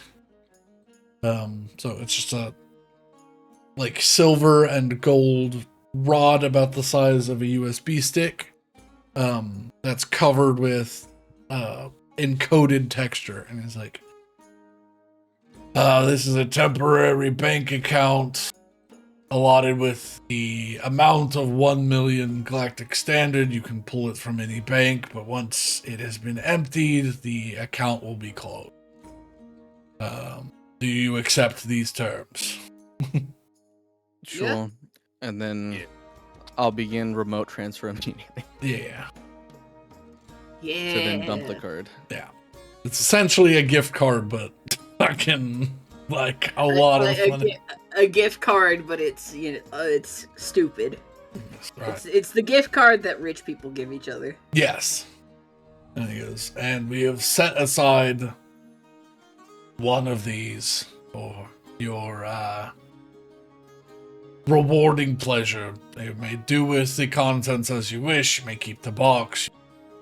Leave the box with the scrap. I don't care. Just have it out of here or in the scrap pile by 8 p.m. tonight. Road through that? And you're And handed how does this work? You're handed a card with like an RFID chip in the middle. And he goes, we can help you load it if you need help, but do with it what you will. And you see sitting in front of you is the Star Wars version of those like green or red or like whatever color corrugated shipping crates. The massive one. The ones that you can put like a full fucking vehicle in. And The ones that go on the ships. Yes. It's that, but it's like fucking like pelican cased out and looks like it's ready to take a RPG in the side. Okay, so this is like is this a 40-foot or a 20-foot shipping container? This would be probably a 20-foot. Still big. Yeah. Yeah. Like probably like 10 feet by 10 feet by 20 feet long. Yeah. They use those as temporary housing for soldiers. Yeah, yeah. Figure out if Rage can pick this up. Oh God. Probably if I am double big. Yeah. I would say yeah. Then it would only be for about a minute. Yeah. Well, I don't think I'm gonna be able to carry that. Let's open up, see what we got. Can I have a question? Wait, so we're just given a crate, right? It's not like we have to pick a crate to take. Yeah, you were just given a crate. Yeah. Oh, okay. I thought there was RNG elements here. Nah. The RNG elements already happened. Yeah. We got lucky apparently. I don't know how we got lucky, but apparently we did get lucky. All right. Important question though before we move on with this. Yes. Just to do some note keeping here. Mm. The price to purchase the blue bounty is 1.3 million gold. Yeah. Yes, just the that frame is by itself. without repairs. That's correct. It requires 87% repairs. What does that entail? So that's gonna like be 87% of the value has to be redone, or is it less for repairs? It's basically like a percentage. What I was considering 0%, it needs 100% repairs is basically it was just the frame of the ship. It's not the value of the ship. That's all of the things that need to be replaced.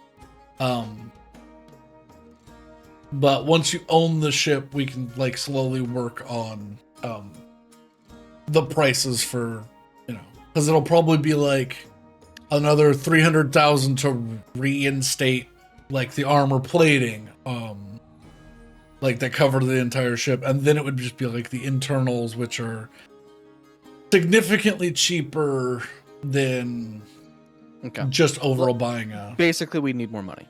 Yes, because I was gonna say if we don't want to divvy anything, we could get the ship now and then figure out repairs. Yeah, but if repairs are gonna be significant, then we may as well wait a little bit longer. Yeah.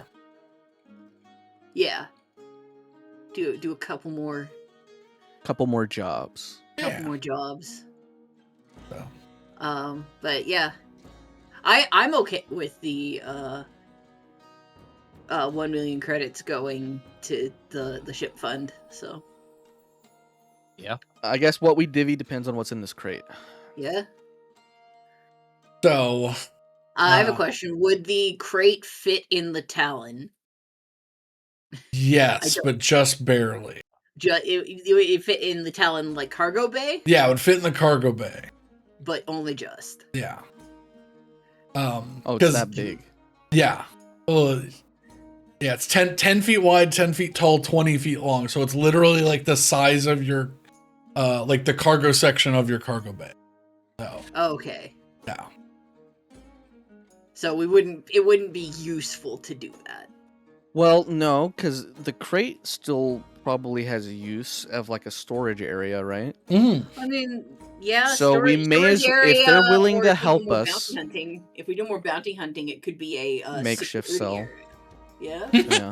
So if they're willing to transport it for us, we can just directly transport it to the ship and then sort there. Yeah. Just park the ship as close as we can and. Sure, let's do that. Okay.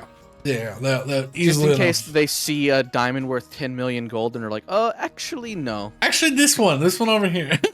This one's yours. Yeah. No. Oh, it's full of kyber crystals. That's the wrong crate. I'm sorry. This. I mean, honestly, if we had a crate full of kyber crystals, it would definitely be the wrong crate for us to have. No. That would definitely be the right crate for us to have. Yeah. But then we could sell it and definitely get the ship. Yes. But yeah, no, they. If we had a crate full of kyber crystals, we would jump straight to the max class ship, brother. Yeah. Yeah. They are like. I think they're like 1 million to 2.5 million each. Damn. And then a crate, a 10 by 10 by 20 crate full of them. Jeez. We could probably get our own version armada. We'd buy the Death Star. We could market price. Get our own equivalent of the Time Stand Still easily. Mm-hmm. Just a mile. Yeah, we'd go to TJ Raha's and we'd buy the Death Star sticker price.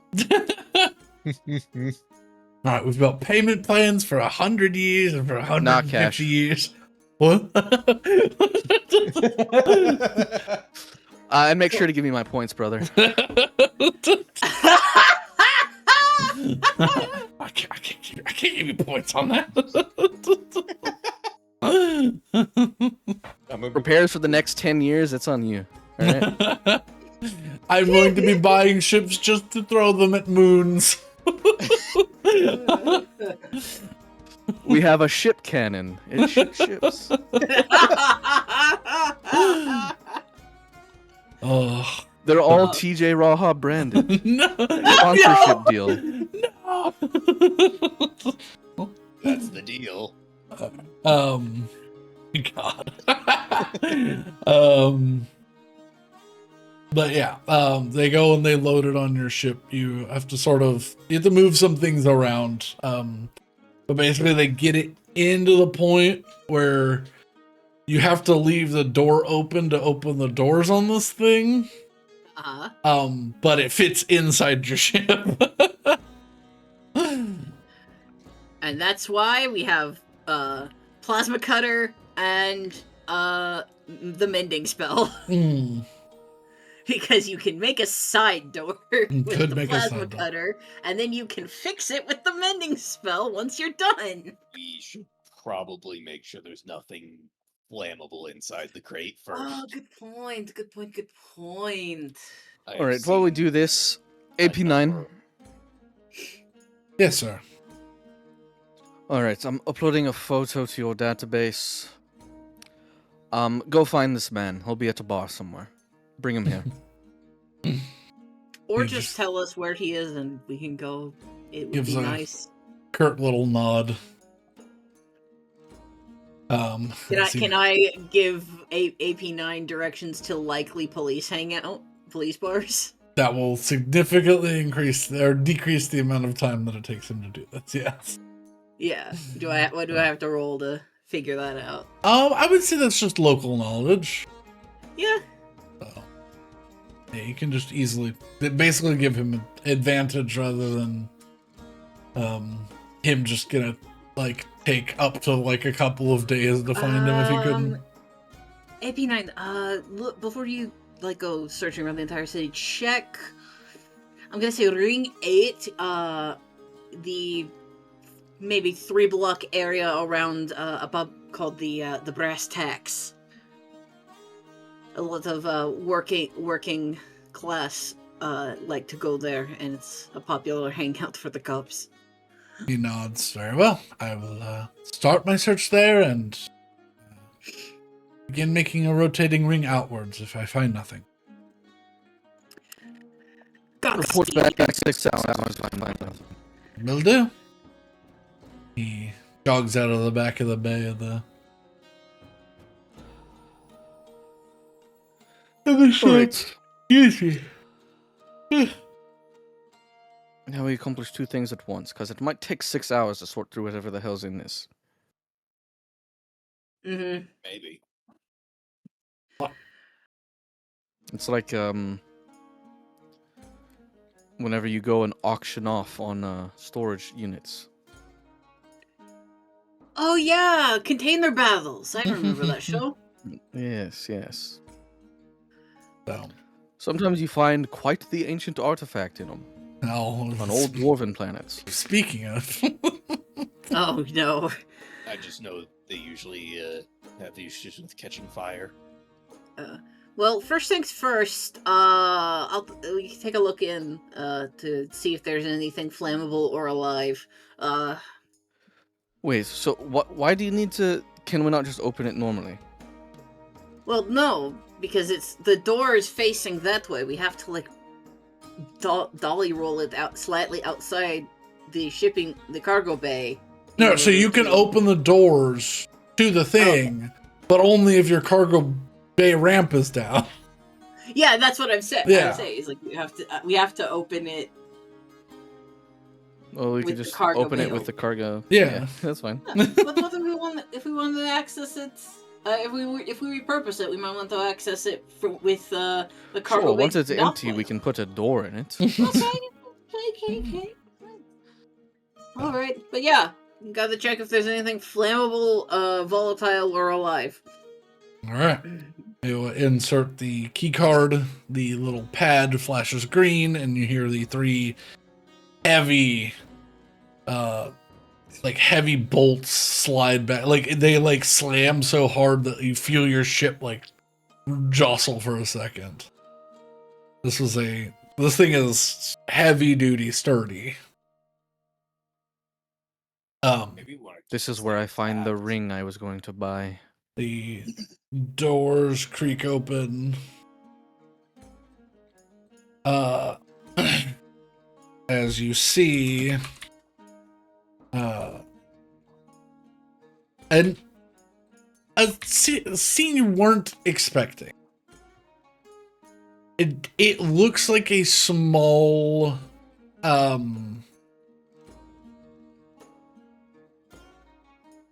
like display in a museum. The walls have this like dark green felt on them, accented with these like gold or like gilded cloth, the little U's at the top of the walls, like they're pinned and then it hangs and then it pinned and it hangs. Yeah. And inside there are glass cases, like wooden glass cases that have objects, and in the back there are 3 mannequins standing there with garb on them.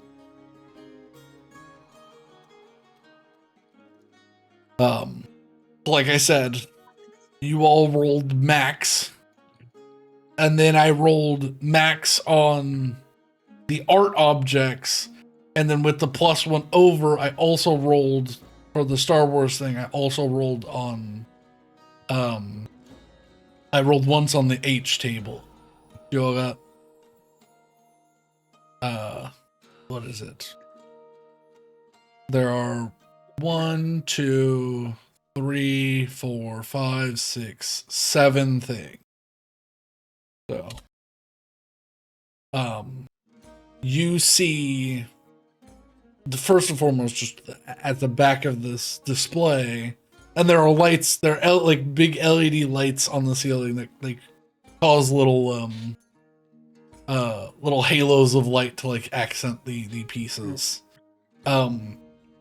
This beautiful like ceremonial covered in runes woven armor, black and red.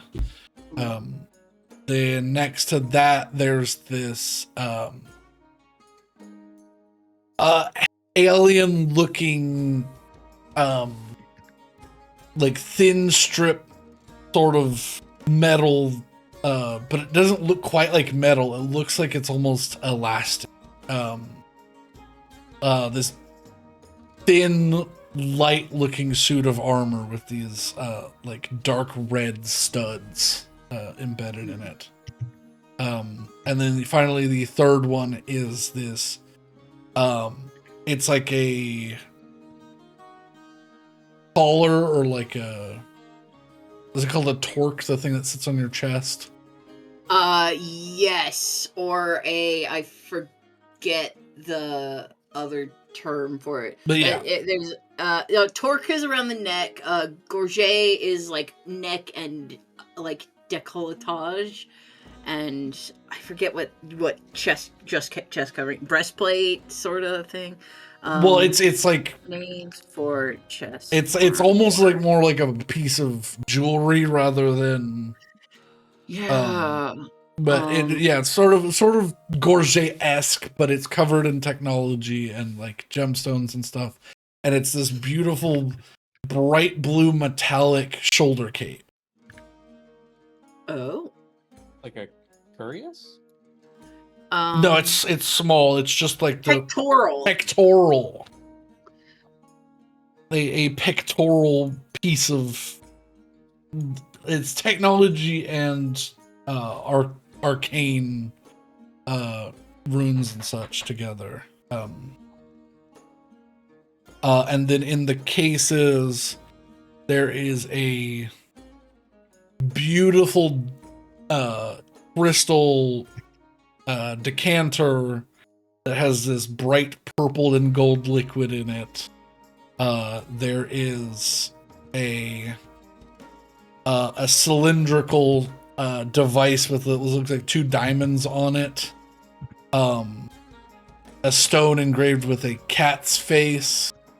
And a ring that looks like a sort of a low textured human head covered with a glass dome or a dome of some form. And then a list of art objects that are also adorn the walls in here. Including I'll just copy this over because I'm not going to have y'all pick these things. A celestial engraved necklace made of mahogany set with a topaz. A mysterious cloth of gold slipper decorated with amethyst. A durable silk dress with gold embroidery which attracts small birds. A well-made game board made of mithril adamantine. A gold cap set with moonstones. An antique mithril shirt that whispers elven poetry. A strange statuette of a hippogriff made of electrum and gold. An ornate stained glass bust of a dragon covered with black dragon's. Well, damn. Each of these art objects, because of the roll I made, is worth 20,000 galactic standard gold pieces. Wow.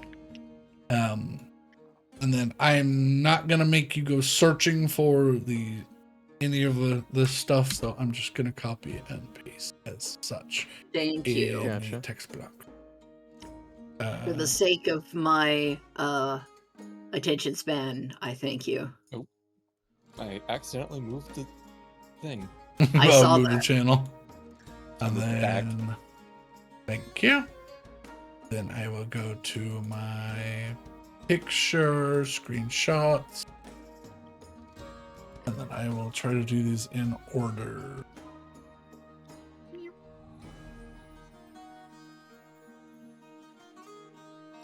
Wait, it's actually there. Yeah. Hey. Let's do that one. And then upload. I actually rolled it.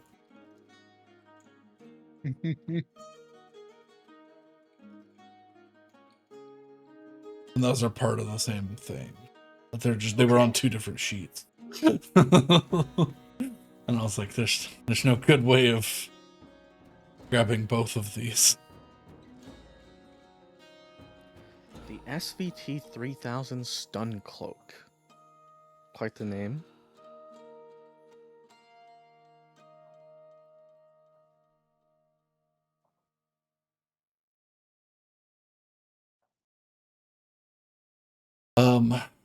But yes, I rolled some witch battle dress armor, specifically the Night Sisters garb variant. Rolled a 9 on a d12 after rolling like a fucking 87 or something for that result. And then the SVT stun cloak is it's essentially both a weapon for like grappling and stunning people, and also to like Yeah, this feels like a very rage coded item. And then the studded flexametal armor is technically +1 studded armor with the avoidant and strength 11 requirement, or the avoidant feature and then strength 11 requirement, because basically it replaced the material. Material is leather, so it's just What is avoidant? I need to look it up again. I did not copy that. I closed all my Star Wars. So, we go to armor. What is weave armor? Let me do one at a time. Avoidant when wearing or wielding a shield. When wearing armor or wearing a shield with this property, creatures make attack and a creature makes an attack roll against you. The critical hit range is decreased by an amount equal to the avoidant number, to a minimum of 1. Okay. So things that have like an increased crit range, like certain bosses and stuff, would have their crit range reduced. That's good. So it's technically a 13 plus dex set of armor. And then weave armor is medium armor, 14 plus dex mod max 2. Weave armor was constructed of a mesh of metals or composite plates and a padded jumpsuit. Variance of the armor includes less plates and more padding for a lighter though less protective armor. Heavier plating with molded pieces to fit the wearer. Though this armor was available unmodified, most users personalize their armor. So no two look the same. Yeah, it's a medium armor. Yeah. What's its baseline AC? 14 plus 2 deck. So this one would be 15. What? Let me look at Berserk or let me look at 5e Barbarian or Star Wars 5e Barbarian. Because Barbarians can wear medium armor, but I don't remember what you lose by not having. You just can't unarmored use defense. heavy. You can like rage and stuff in light and medium. You just because you obviously lose unarmored defense. Yep. But I feel like I remember something about, or maybe that was only 5e actually, not Star Wars. Because I feel like I remember something about you lose the bonus movement speed you get if you're wearing armor. I think that was just 5e. I don't think it's part of 2024 or Star Wars stuff. Yeah, I don't actually see the bonus movement at all on Star Wars Barbarian. Yeah. It might be one of the choices you get to pick instead of a default built-in thing. Yeah. So, but Let's see. and then yeah, standard. So what's your AC right now, Rage? Well, as it stands, my AC is 17. So So your dex is what and your con is what? my dex is 1 and my con is 4. And then Oh, you've are got- you already wearing armor then? He's wearing unarmored armor. I have the bracers. Oh, and the armor bracers. defense. Yeah. So you will go down 1 AC if you switch to this armor. Yeah. To the studded one. Yeah. No, the battle witch or whatever. Yeah. You would get the other stuff, but the other stuff is damage resistance to what is it? Necrotic. It's Night Sister, necrotic. So you could go down 1 AC and have resistance to necrotic damage. I think I'd rather keep the current. Yeah. Yeah, that's fine. We can put this in the cell AC. pile. I mean, I feel like the big one's gonna just be checking with Casey on that. Yeah. Yeah. Well, it's medium armor. She can't wear it. Oh. She can't wear armor at all.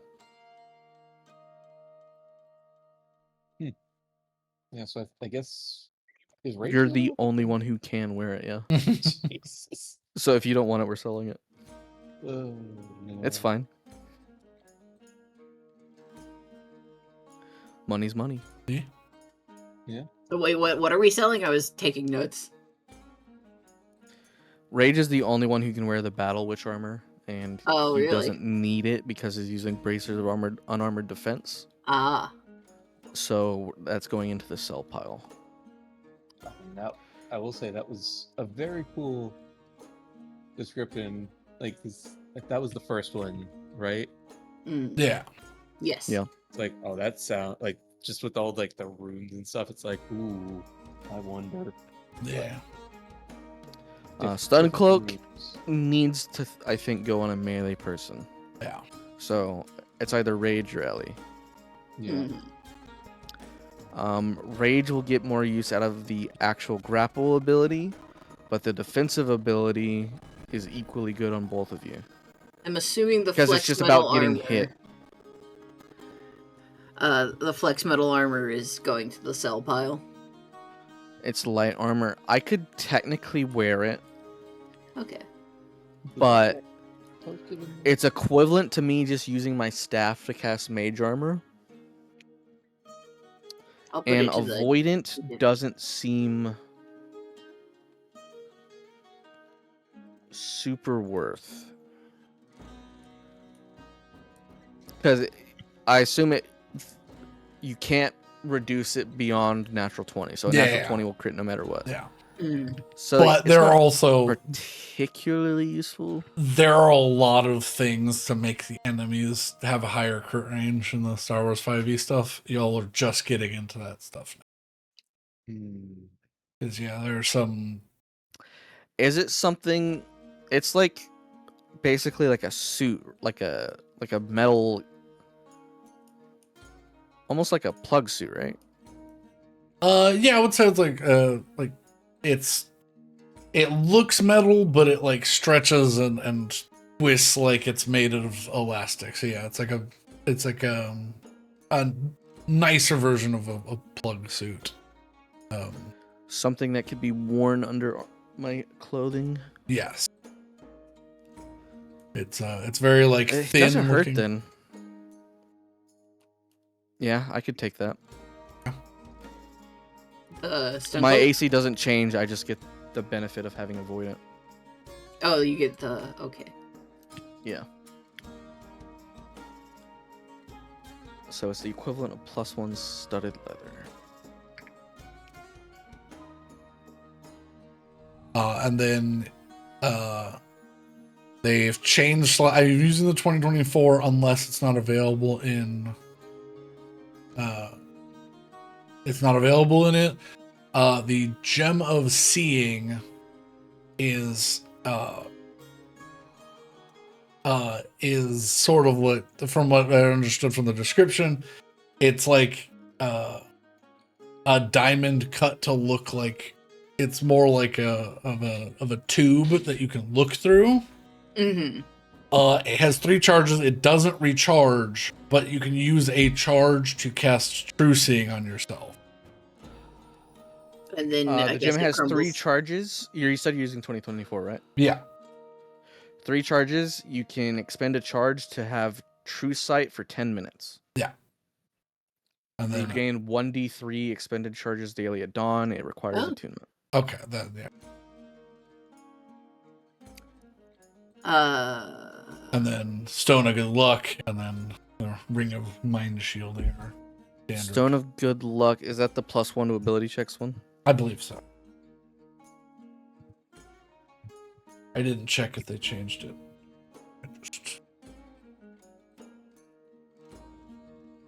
Stone of Good Luck.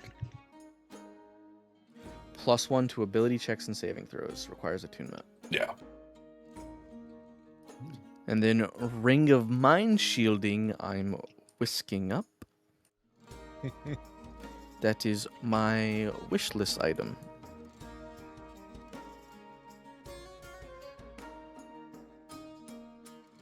I don't have to buy it anymore. Yeah. No, I rolled it and I went, you know what? It's, yeah.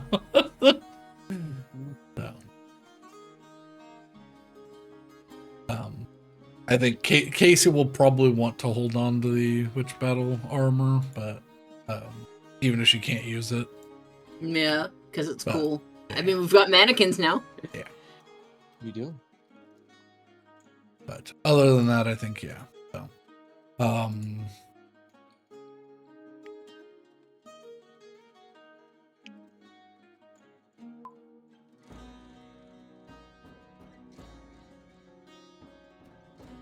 yeah, that stun cloak is cool, but it could go either way, I think. Yeah. Well, let's figure it out. So, if we're just talking about item divvying, I got the Ring of Mind Shielding and I got the studded leather equivalent. So we still need to give something to Rage, Ellie, and Casey. Stone of Good Luck is good on anybody. The True Sight thing is good on anybody, but it's more of like a more niche, a utility item. Like you would just keep it in your bag for whenever you need it. It's almost like a group item, I'd say.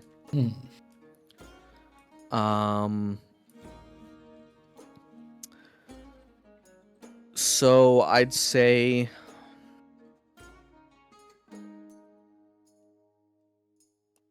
we probably give one of you the cloak, and then it's between whoever doesn't get the cloak and Casey who's getting the lucky stone, and the true seeing thing could go to whoever the other person is. Yeah. Because that's probably order of who wants what. If I had to speak for Rose, I'd say she definitely wants the Lucky Stone. Yes. She very much dislikes failing rolls. Yes. I have. I would have to give up one of my spears, for attuning to purposes, which I will, but it's just like a. Yeah, it's a bit overkill to be attuned to 2 spears. Are you switching between them in fights? I mean, I've only had one of the spears for like 6 hours in game. That's true. That's true. So haven't really. I'm currently attuned to 2 staffs, but I don't really. Yeah, care I was to keep about that to up. say, Mister. It's like it's overkill to be attuned to 2 spears, Mister Two Sticks. Listen, one staff has a single use case for me, and that is speak to the tree I already spoke to. Or speak to animals. I don't know that I almost said August. You that did. Sullivan necessarily Wow, that cares. was an old. Like, yeah, Brandon keeps calling you Hessel, but August is old. Yeah. Yeah, I mean, I just got the Bolt of Giant Stature, which requires attunement. So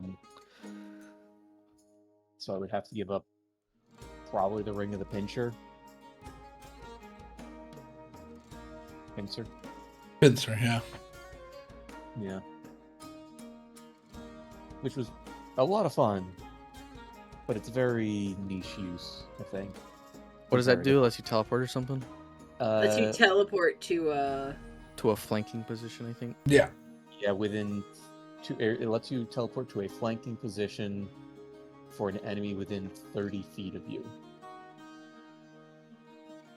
So it worked perfectly for the fight against Rhea, where I could get out of melee with that one guy without triggering an opportunity attack and go beat up Rhea. Yeah. But so it's potentially got more use. But usually you want to finish off who you're fighting. Here's what I would say. I would say Ellie take the cloak for its defensive abilities because she is attuned to 2 spears. That's not exactly useful.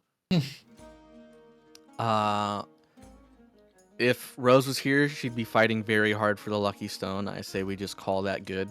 Yeah, I think so. And the Stone of Seeing or whatever it's called. Yeah, general That's seeing. just in the bag for when needed. Okay. Yeah. I also have a different question, which is, are the slippers of spider climbing attunement? I think so. I believe. Let me check.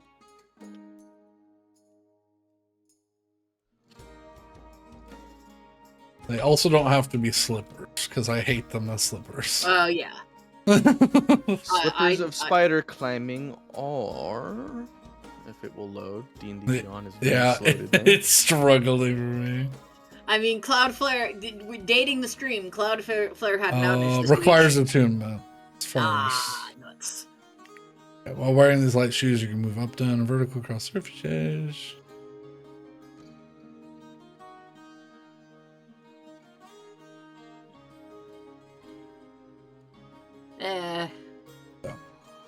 And Circlet of Telepathy is also attunement? Probably. I believe so, because nobody's used it. I'm doing bookkeeping. Well, it's possible no one's used it because it's not exactly useful. All it does is give you the cantrip message. So I will. That's not an actual item. Yeah, no. No, that's not attunement. It's not attunement? Yeah. Oh, it's just not useful. Yeah. Okay. Boop. And then... Yeah, not super useful for this campaign where we have cell phones. Yeah. Listen, Yeah. And it's like I think the only person who could message you need to be able to speak. Never mind. yes. Yeah. I was gonna be like the only person who. And you also have to be in much closer range than just sending a text message. Yeah, that's true. I think the circlet ignores the component. Oh. Yeah. I think But that's I what also it don't was, have access to magical items as a wolf, so Not yet. not yet. God knows when that'll happen. Well, technically, All right. if you were a wolf and someone put the circlet on you, Before we resolve anything else, this is, despite everything, this is like a fairly like good town, right? Like a city. Yeah, this is it's got like 2 million people in it. So. I'm gonna do the rounds, and I'm going to try and get appraisal value, like sticker price for these 8 art objects. I would say if you just invest the time, you can do so. Okay. Just straight up. And I think we'll divide our gold payout will be from that. So that's 160,000 split 4 ways. 40,000. 40. It's 8. It's 8 things. 8 art objects worth 20,000. Is it gold. 8? I thought it was only. Oh, I missed one. You're right. 160. I was like, So I triple split counted. 4 ways. If That's everyone 40. wants to take their 40 grand. Yeah. Everyone can write down 40,000. Alex will take 33. Yep. Mad will take 47. Okay. I'm organizing the group docs. So Rage gets the Gem of Seeing. I think. No, It's We're just putting it in group inventory. Yeah, okay, yeah. That's really just like a whenever we need it, it's there. Yeah. Okay. It's kind of a rough thing to waste attunement on, you know. Yeah. So Rage gets the stun cloak, right? I thought you were getting. Oh, if you don't want it. I have no idea. Because we were weighing options. Is Rage is giving up a ring that at least has a use. You're giving up one of 2 spears, and you can only use one at a time. That's true, but my only counterpoint is Rage gets hit more than I do. I mean, it's if anyone makes an attack. You say that. But you also get your ass. Only one of us absolutely is going down every fight. Okay, fine. Yeah. This at least punishes them for hitting you. Yeah, that's true. Oh man. I do die a lot. It's not my intention to die a lot, but I do.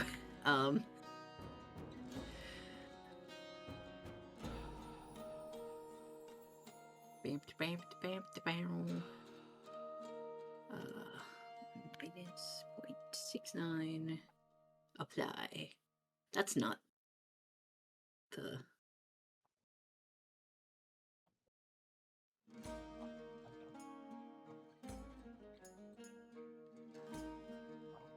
Okay. And the stun cloak is an attunement. It is not. No, it is. Yeah. So so the thing I'm wondering is if the what was it? Which battle dress armor is worth the loss of AC? Because that would be. I think it probably is. It's 1 less AC. You get resistance to necrotic damage. And if we're ever in a situation where we're trying to track somebody, you have like a 30-mile ping to find like the next near. Well, actually, how does this work? Let me read it again. You can That might be focus useless your because it might senses just as ping an us. Action to discern the distance and direction to the closest creature of size large or above that is within 30 miles of you. It's a very specific use case. Yeah. For tracking giants, it's perfect. Or dragons. or just like a hefty meal for stranded on. Yeah, it's like hunter's cloak, basically. Yeah. It's like, yep, here's an elk. Yeah. So I'm gonna say, don't sell it. I'm gonna. That think on is attunement, but but you'd be swapping your bracers. That's right. Exactly, because I wouldn't need bracers anymore. So that would drop me to a 16 AC. So I'd have to find like probably a shield to get back up to 18 AC.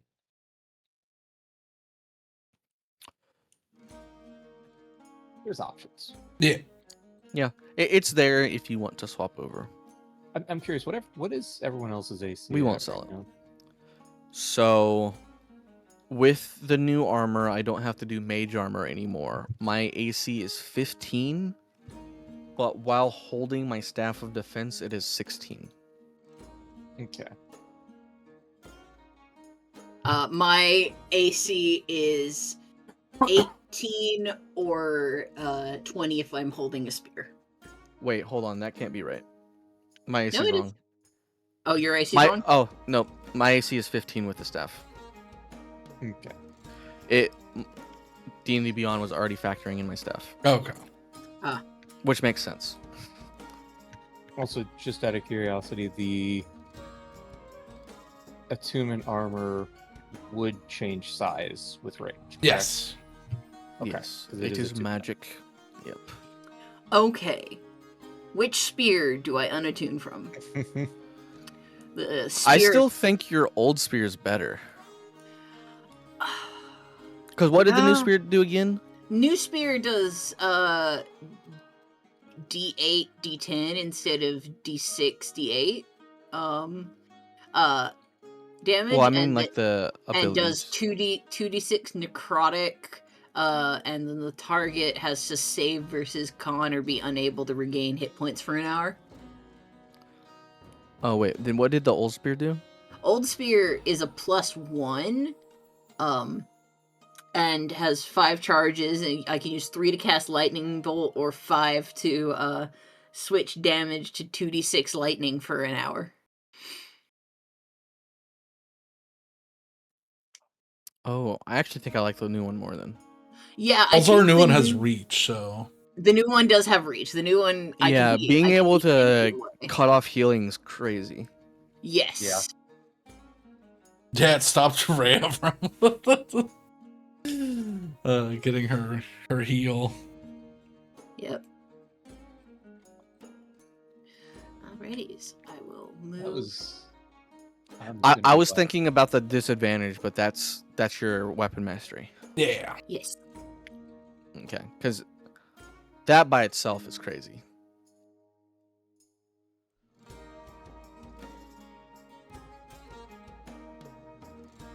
The only It doesn't really work because I'm the only like traditional spellcaster in our party.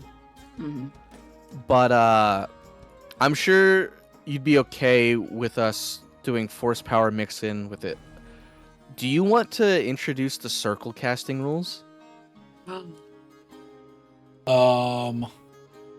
think I know what that is. There's like an Unearthed Arcana for 2024 D&D about circle casting that is like a rule set for multiple people joining in to like cast and empower spells. And from what little I've seen, it's actually kind of goated.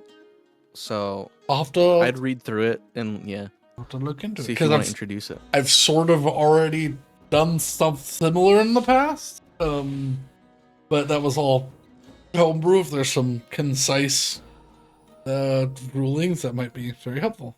So, I'll take a read through later.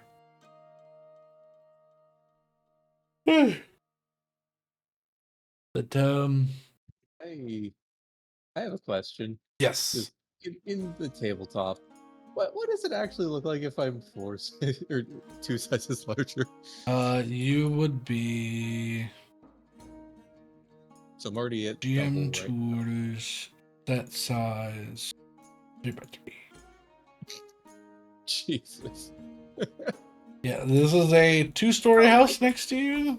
Oh my god. Wait, it might not even be Unearthed Arcana. I think it's just in one of the new books. Oh yeah. Oh, cool. Okay, so I'm now up to. I can now get up to a 3x3. Yeah.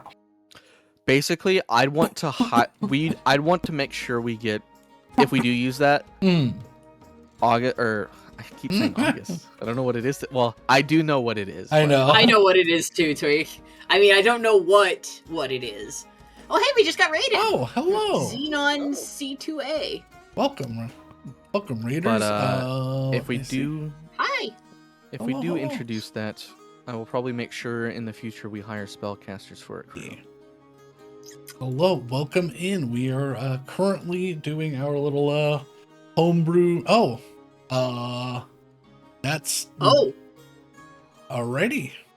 That's a double-digit number. We Yeah. don't hit those. Hello, Yeah! yes, thank you so much for the follows. We do anonymous follows here as well, but yes, we're currently playing our homebrew D&D world. I'm on a map so they have something to look at.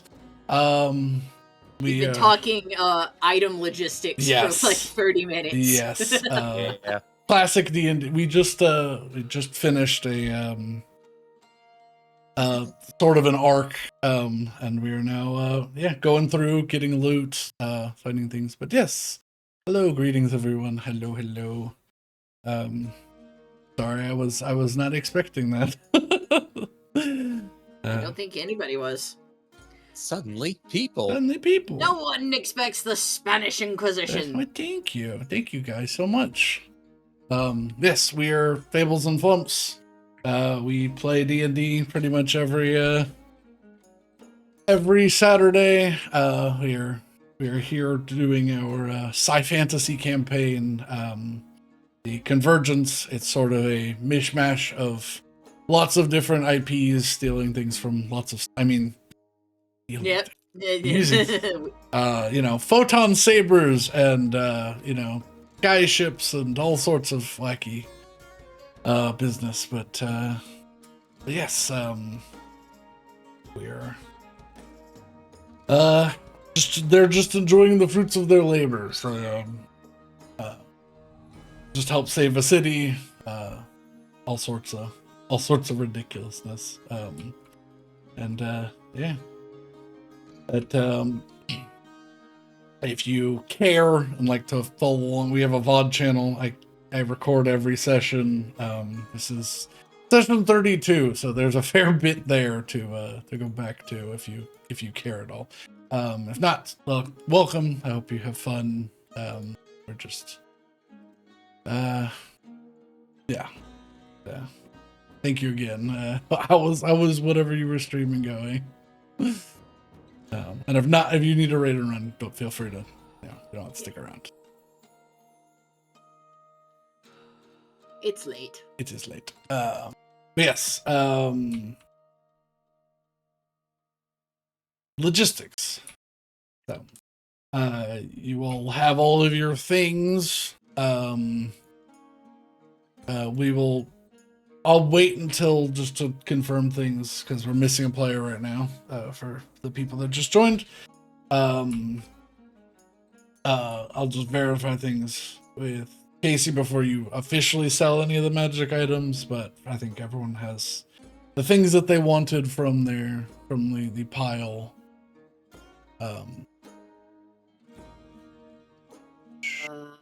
Yeah, Yes. I think. Yeah. Yeah. What is it? Also, thank you for indulging my curiosity. Of course. I think everything else has been divvied. I turned the wrong. Because Sullivan's got the. Yeah, I think we didn't actually sell any magic items. I will sell, unless we want to keep it for some reason. I will go sell the wolf skulls for 50k. Yeah. Yeah. And that will just go group fund. Yeah. Money for the spaceship. Okay, I'll add 9. Or We had two people doing the exact same thing.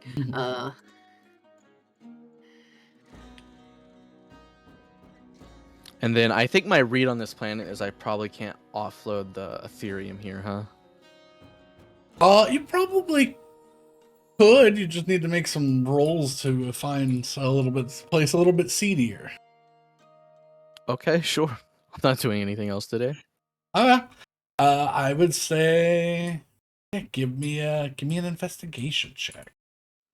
Yeah, we just ended one cult activity. I don't mind jump starting another. Then I'll use a can I luck assist point. him in his investigation? Oh, or I will not use a luck point. That's Yeah, fine. yeah, if you want to. I can assist. It's like I don't necessarily know where the seedy parts are, but I know. Ooh, that's a bad roll though. That is a bad roll. That is I'll not a use good my roll. inspiration, my heroic inspiration for the day. All right, 20. 20. Okay. It takes you a little bit, but there are, big cities of Underbelly, and you begin to scour the ring, sort of looking for places. I believe you know the existence of, or if not, if you don't know how to speak it, you do know the existence of Thieves' Cant. You've been around that sort of circuit your whole life. And you begin to, follow the paths and trails that you begin to find. Eventually, making your way to a seedy little bar, tucked away in the corner of between the fourth and the fifth ring. There's a series of sort of lower bridges and things that connect, like walkways and stuff, just tucked against a wall. No one would ever really look at it twice, because it's sort of deep in the shadow. You just see a bar called the Griffin's Whistle.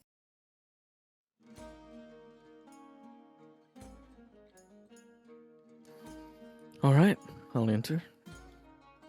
As you enter,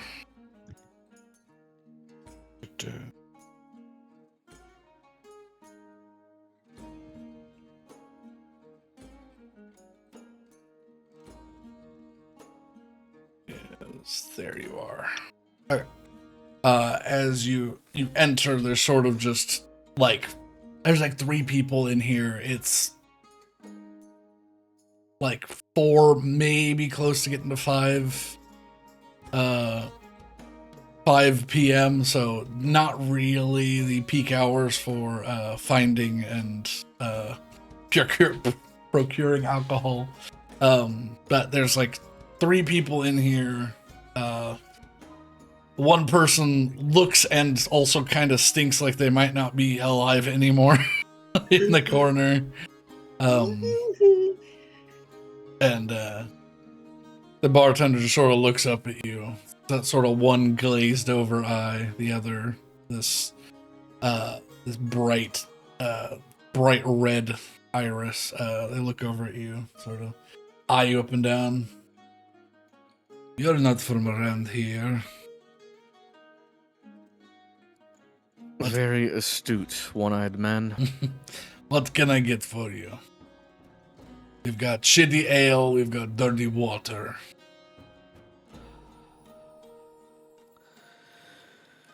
I'm actually looking for a bit of an underground menu. He gives a little smirk and puts the glass down that he it's just like caked. It's very clearly like the thing that he grabs to pretend to be cleaning. Puts it back down in the same spot, the same like dust ring that it was on the shelf. Make a persuasion check or a deception check if you were attempting to I don't know, put on an act, maybe. Your choice of a 27 or a 30. Jesus. I mean, either way. He just kind of looks you up and down. Don't know the customs, don't know the person, but something about you I like. What are you trying to? What are you trying to move, or what are you trying to buy? All right, if we're being blunt, I assume we don't care about the ears around us. That's good. We have 30 pounds of dark Ethereum to move. He sort of grunts and is 30 pounds? Correct. Shit. A single crate if you can arrange transportation. I could do this. I could get this off.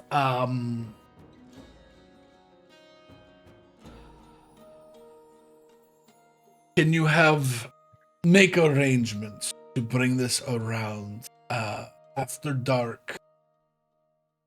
2 a.m. By then I will have the money. That's a lot. Fair bit. But we could certainly move that here.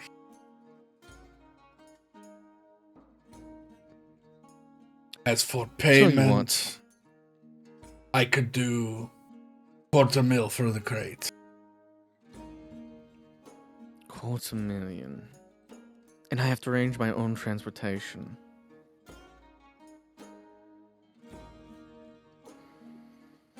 I don't mind giving you a deal, but if that case, I want less work. Yes. We could come meet you. I just need to do it after dark. I need some time to come up with. I'll give you the lot for a ship. Meet me after sundown with 275,000 gold and it's yours. I was gonna say make a persuasion check, but I fucking 27 or 30. Yeah, he's just like, I could do that. I could still move it for that money. All right, I'll see you then. Don't keep us waiting. I do not want to stick around for long. Oh, just in and out. Well, we'll make it quick. 2 a.m. good for you? That'll work. How much was it? 275,000 gold. Oh, damn.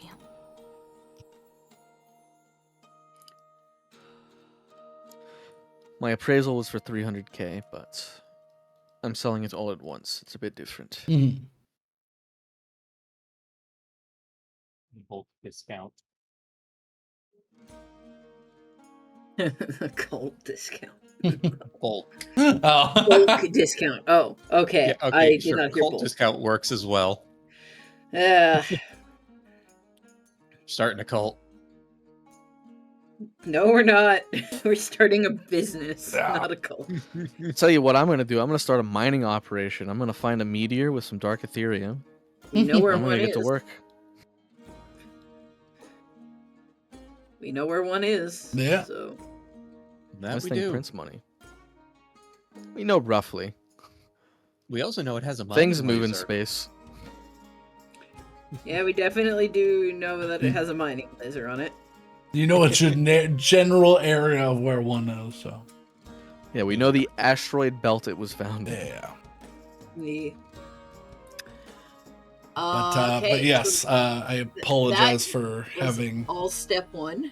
I apologize to the those who joined. I have 10-minute follower mode on because it gets rid of the bots that try to sell me to sell followers, and the bots don't stick around if you put the 10-minute follower on. So thank you so much for joining us. Be patient. Yeah, be patient and sticking around. I hope we can be somewhat entertaining. I try my best. Yes.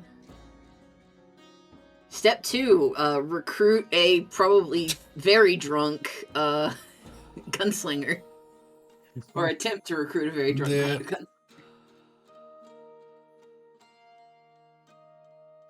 gunslinger. Yeah, you,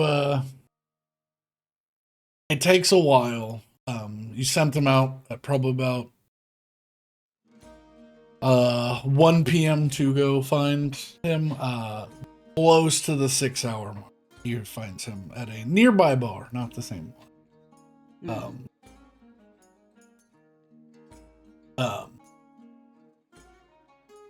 Which Sullivan, your Navcom rings as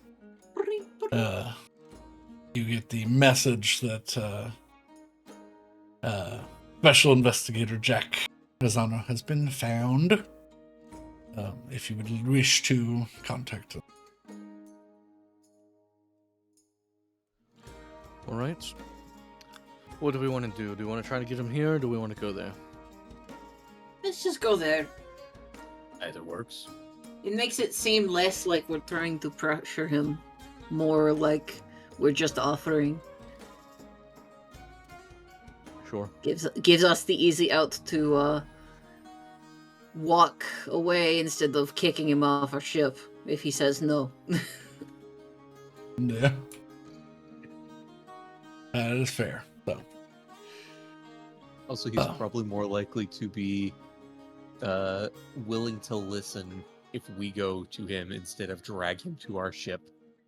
Yeah, probably. It's all about the soft skills, Sullivan.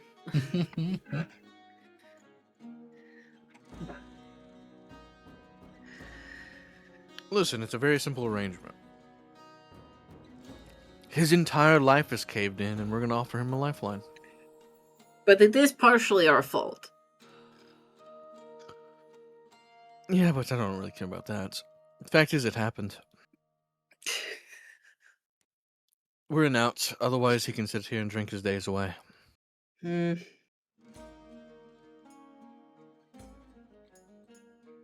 Yeah.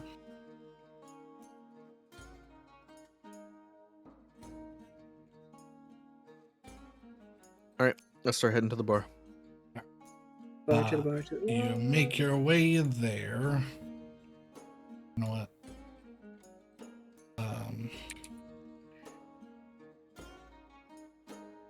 If this could load, that would be so nice.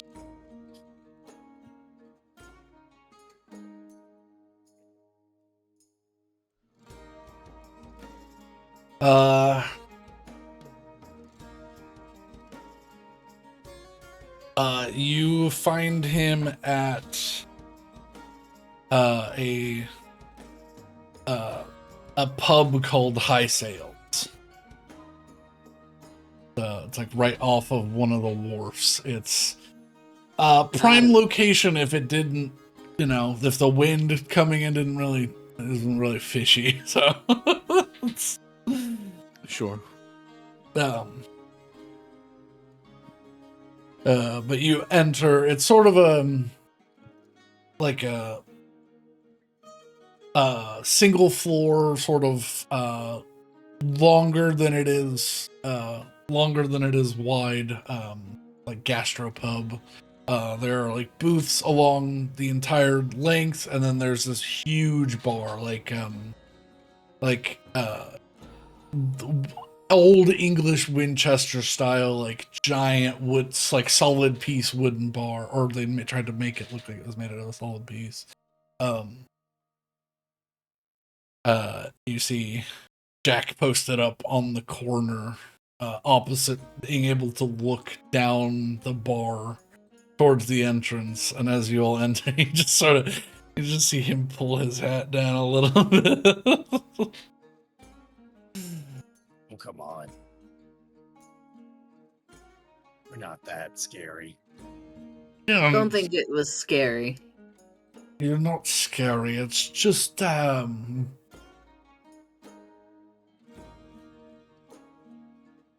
doesn't like to be seen with his eyes red now, does he? Fair enough, fair enough. But What can I help you with? Since I can't help with much. Well, you can help me pack your shit. What in the hell does that mean?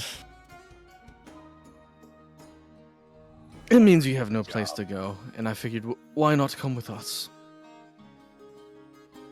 I will state that I am an expert historian, and I technically still am a higher positioned bounty hunter.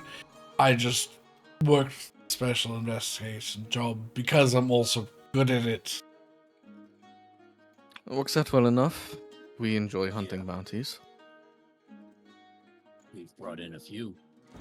That is one of my main jobs, or was one of my main jobs before this. Yeah. I figured you for... I didn't want to presume since you went back to do me lettuce, but I did reckon offering, that's the name. The more I do this, the more I'm sounding like Jack Sparrow, not Jack Rosano. It's just, anyway. He's just, You know, if it works.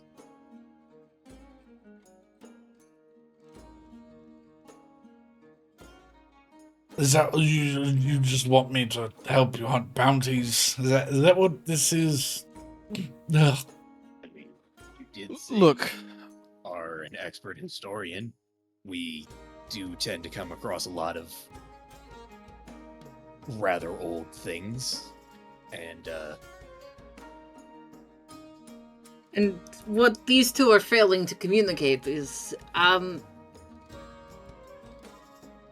we thought we'd offer. We caused you more grief than not. Figured if you had no backup plan, we could offer. Seems you do. If you want to come along on a cross-galactic adventure with no set destinations ever, sure. If you don't, happy trails. He leans back in his chair, sort of doing that thing where like the bar stool begins to teeter, but he just sits there, sort of playing with the weight of it with his heel on the top of the bar. Mm-hmm. and also to be perfectly blunt, we are in the market of upgrading to a tier 6 ship soon and are going to need more hands regardless. May as well be someone we like. Can I get a persuasion check? Who's the most persuasive? I'm gonna. Is it Mr. Face the Party? I mean, if someone else wants to roll it. If someone else wants to roll, I'd be happy. I have a. It's a flat roll for me. So. I have a +1 to persuade. Oh my god. Sure, I'll roll it. Roll it. Let's luck it up. Would you like assistance with this? Nah, I'll just use the luck point. You and We're your about to plus sleep one. anyways. 24. Jesus Christ. Yeah, I think you're good, bro. I mostly want you to roll persuasion rolls because you have the best dice luck of all of us. I will come and join you on one condition. Which is? Hunter gets to come with me. I didn't even think that was part of negotiation. I just assumed you were a package deal. Oh, I actually assumed he just belonged to the police force. He does, but I already stripped him of all his return protocols, so he goes to my house. Alright, sounds like we should get the hell out of here soon then. I mean, I think learning that he is a police droid is actually really funny because I figured he was a custom based on the reaction to being told what to do earlier. He didn't have any emotion, but he did say disgruntled before speaking. He was originally he was assigned to me to help me because I'm apparently tough to work with, which is why I'm a special investigator, not an investigator. people just can't keep up, sort of thing. Mhm. No one knows how to think on their feet or feet with their think. You know what I mean? Yeah, I've been modifying Hunter for 5 years plus, so I mean, I've put more money into him than they originally probably purchased him for. He's a good I mean, partner. I can respect that as somebody who's had to repurpose some droids in my day. I was planning on sticking around until night, but Oh, I mean, so are we. But oh, great. We're Well, gonna no leave rush. first thing in the morning, I believe. yeah, first thing in the morning, but we can be flexible. He goes, Even well, then- Sullivan won't be. he holds between two fingers towards you all a card. He goes, order you something sort of nice from the menu. Just whatever you want. Just my treat. Well, commissioner's treat, but I'm gonna guess. Parting gift, shall we say? sure. Let me warn you, my appetite is very expensive. Oh dear. Yeah, but it's also not anything they serve here. The con can move. They're gonna. They're going to catch on to that sooner or later. It might be a couple days, but they're going to catch on to it. Better to leave it here with an open tab. Okay. And yeah, you We have all somehow convinced him to do it. gain 2 followers. Brings our total up to. Let me think. 4, 5, 6, 8, 9. 9? I believe it's 9 because the previous number I had my God, drunk talk fucks me up. Us 4 plus Frank, AP9, and Rayla. Yeah. Rena? I don't remember. Rena's last Rayla. name. Rayla is the doctor you recruited for us. Yes. Yep. So brings us up to 9. Yeah. For tier 6 ship. We Are need you- a number.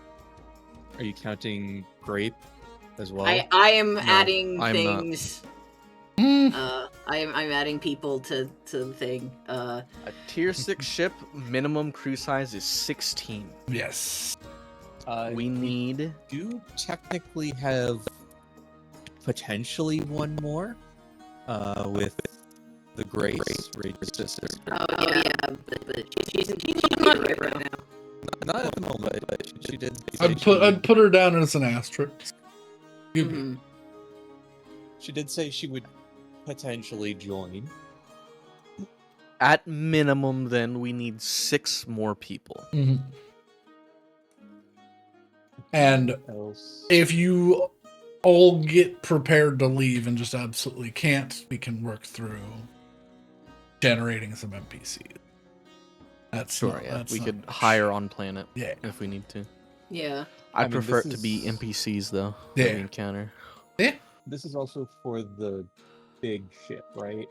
Yeah. The Yes. ship we don't have yet. Yeah. So I we have some time to make some more friends as we Yeah, because I gallivant around the galaxy. yeah, because I think if we go to my home before we buy a ship, I could probably bring 2 people yeah. who are actually probably decent. I mean, I would just also want to kill a lot of other people. Yeah. Oh god, dude. Go into people's like home planets and having just an absolute like wreck fest is I'm so excited. to be fair, I do have a whole organization of people that we can pull from. Yeah. Yeah, I think in Sullivan's head, those 2 are already counted because they're like assets already. Yeah. So But Everyone else is written off as a death. yeah. So we have 10 people. Or no, not 10 people. We have 7 people, AP9, Grape, and Owen. And Hunter now. So that's 11 entities. Well, Grape does not count.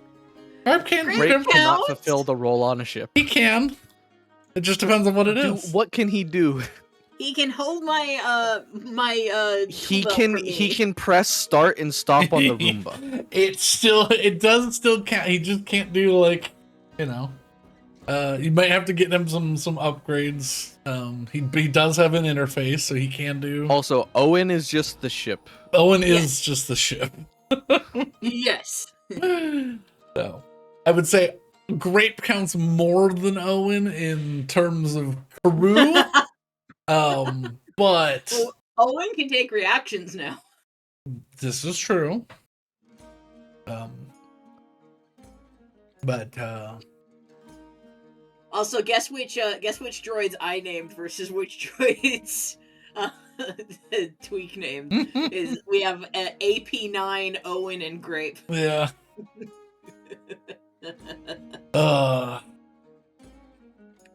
But I think that's probably a really good stopping point for now, because I feel like anything else you do is going to get into the very illegal territory potentially. Oh, do you mean the deal?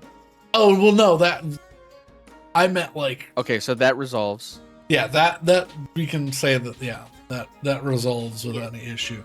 But yes, if you try to go after someone who's in like detention, yeah, like I mean, Supermax sort of protection. My levels.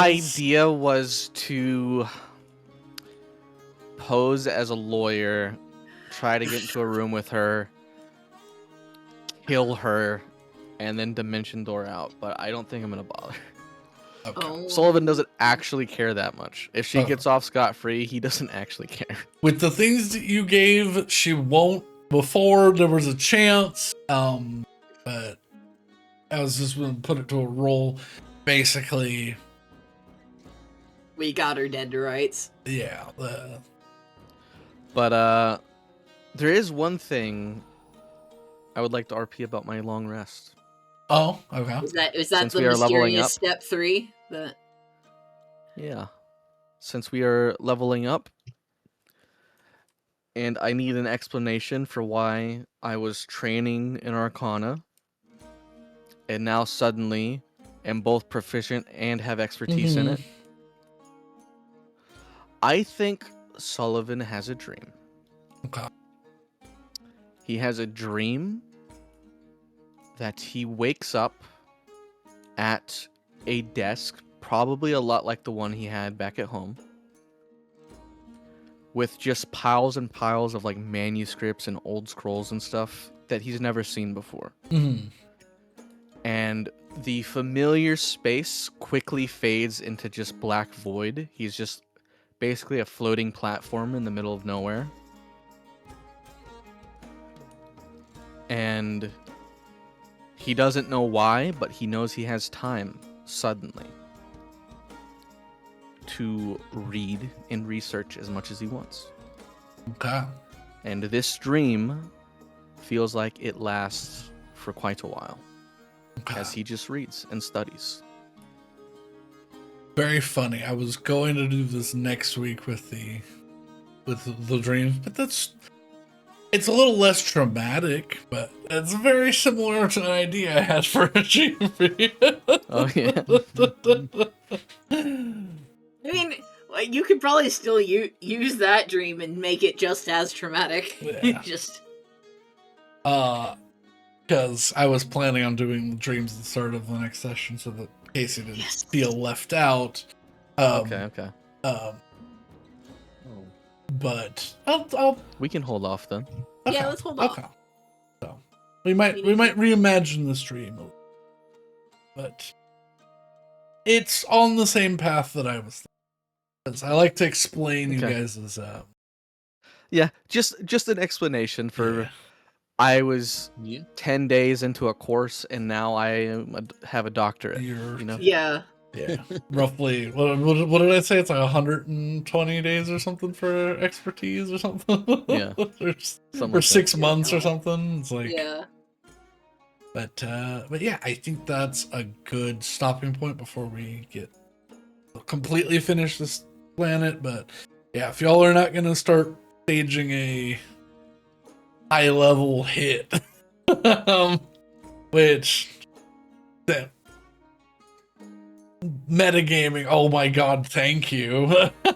Because that was not gonna be a simple thing to get through. But I would have fought very strongly against it because I just got out of legal trouble. well, I that's the told thing is, you. I don't think he would have told you. No, my plan, honestly, was to. She probably does have a lawyer if Avantex is involved. Yes. Was to track down that lawyer, kill him, steal his shadow to get his appearance, and then just go. Yeah. Oh my god. Yeah. That's. I mean, I feel like that's still better than what I wanted to do. Well, I know what you wanted to do, sir. Oh no, I haven't told you this one. Oh no. Well, it's still in a range of things I can envision. Oh, I'll share it after this Okay. after the stream because But It's something may- that can't be uttered in good it may company. be a little questionable. Oh no. Yeah, I think that's where we're gonna end it today. Like I said, we're missing a player, so I don't want to get too far, but I still wanted to have some cleanup and the rewards be divvied out, etc., etc. But yeah,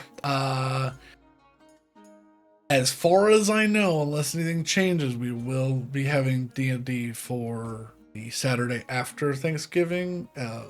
I know, Alex, you said you weren't going to be around. That is correct. So we still might do it. I will let you all know if we change anything on our Blue Sky. Is the main way we communicate with people. But yeah, I'll be uploading this VOD so it can join the collection of VODs for this campaign. It should be up by Monday morning, and then yeah, we'll get up and keep doing the same thing.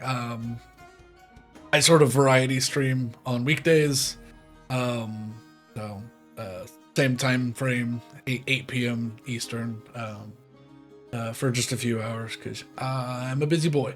Yeah, thank you all so much for joining. Thank you again, Xenon, for the raid. If you're still around, thank you so much. Hope you all have a lovely night, and if it's not night, I hope you have a lovely time zone. Goodbye, friends. Goodbye, adventures. Hello.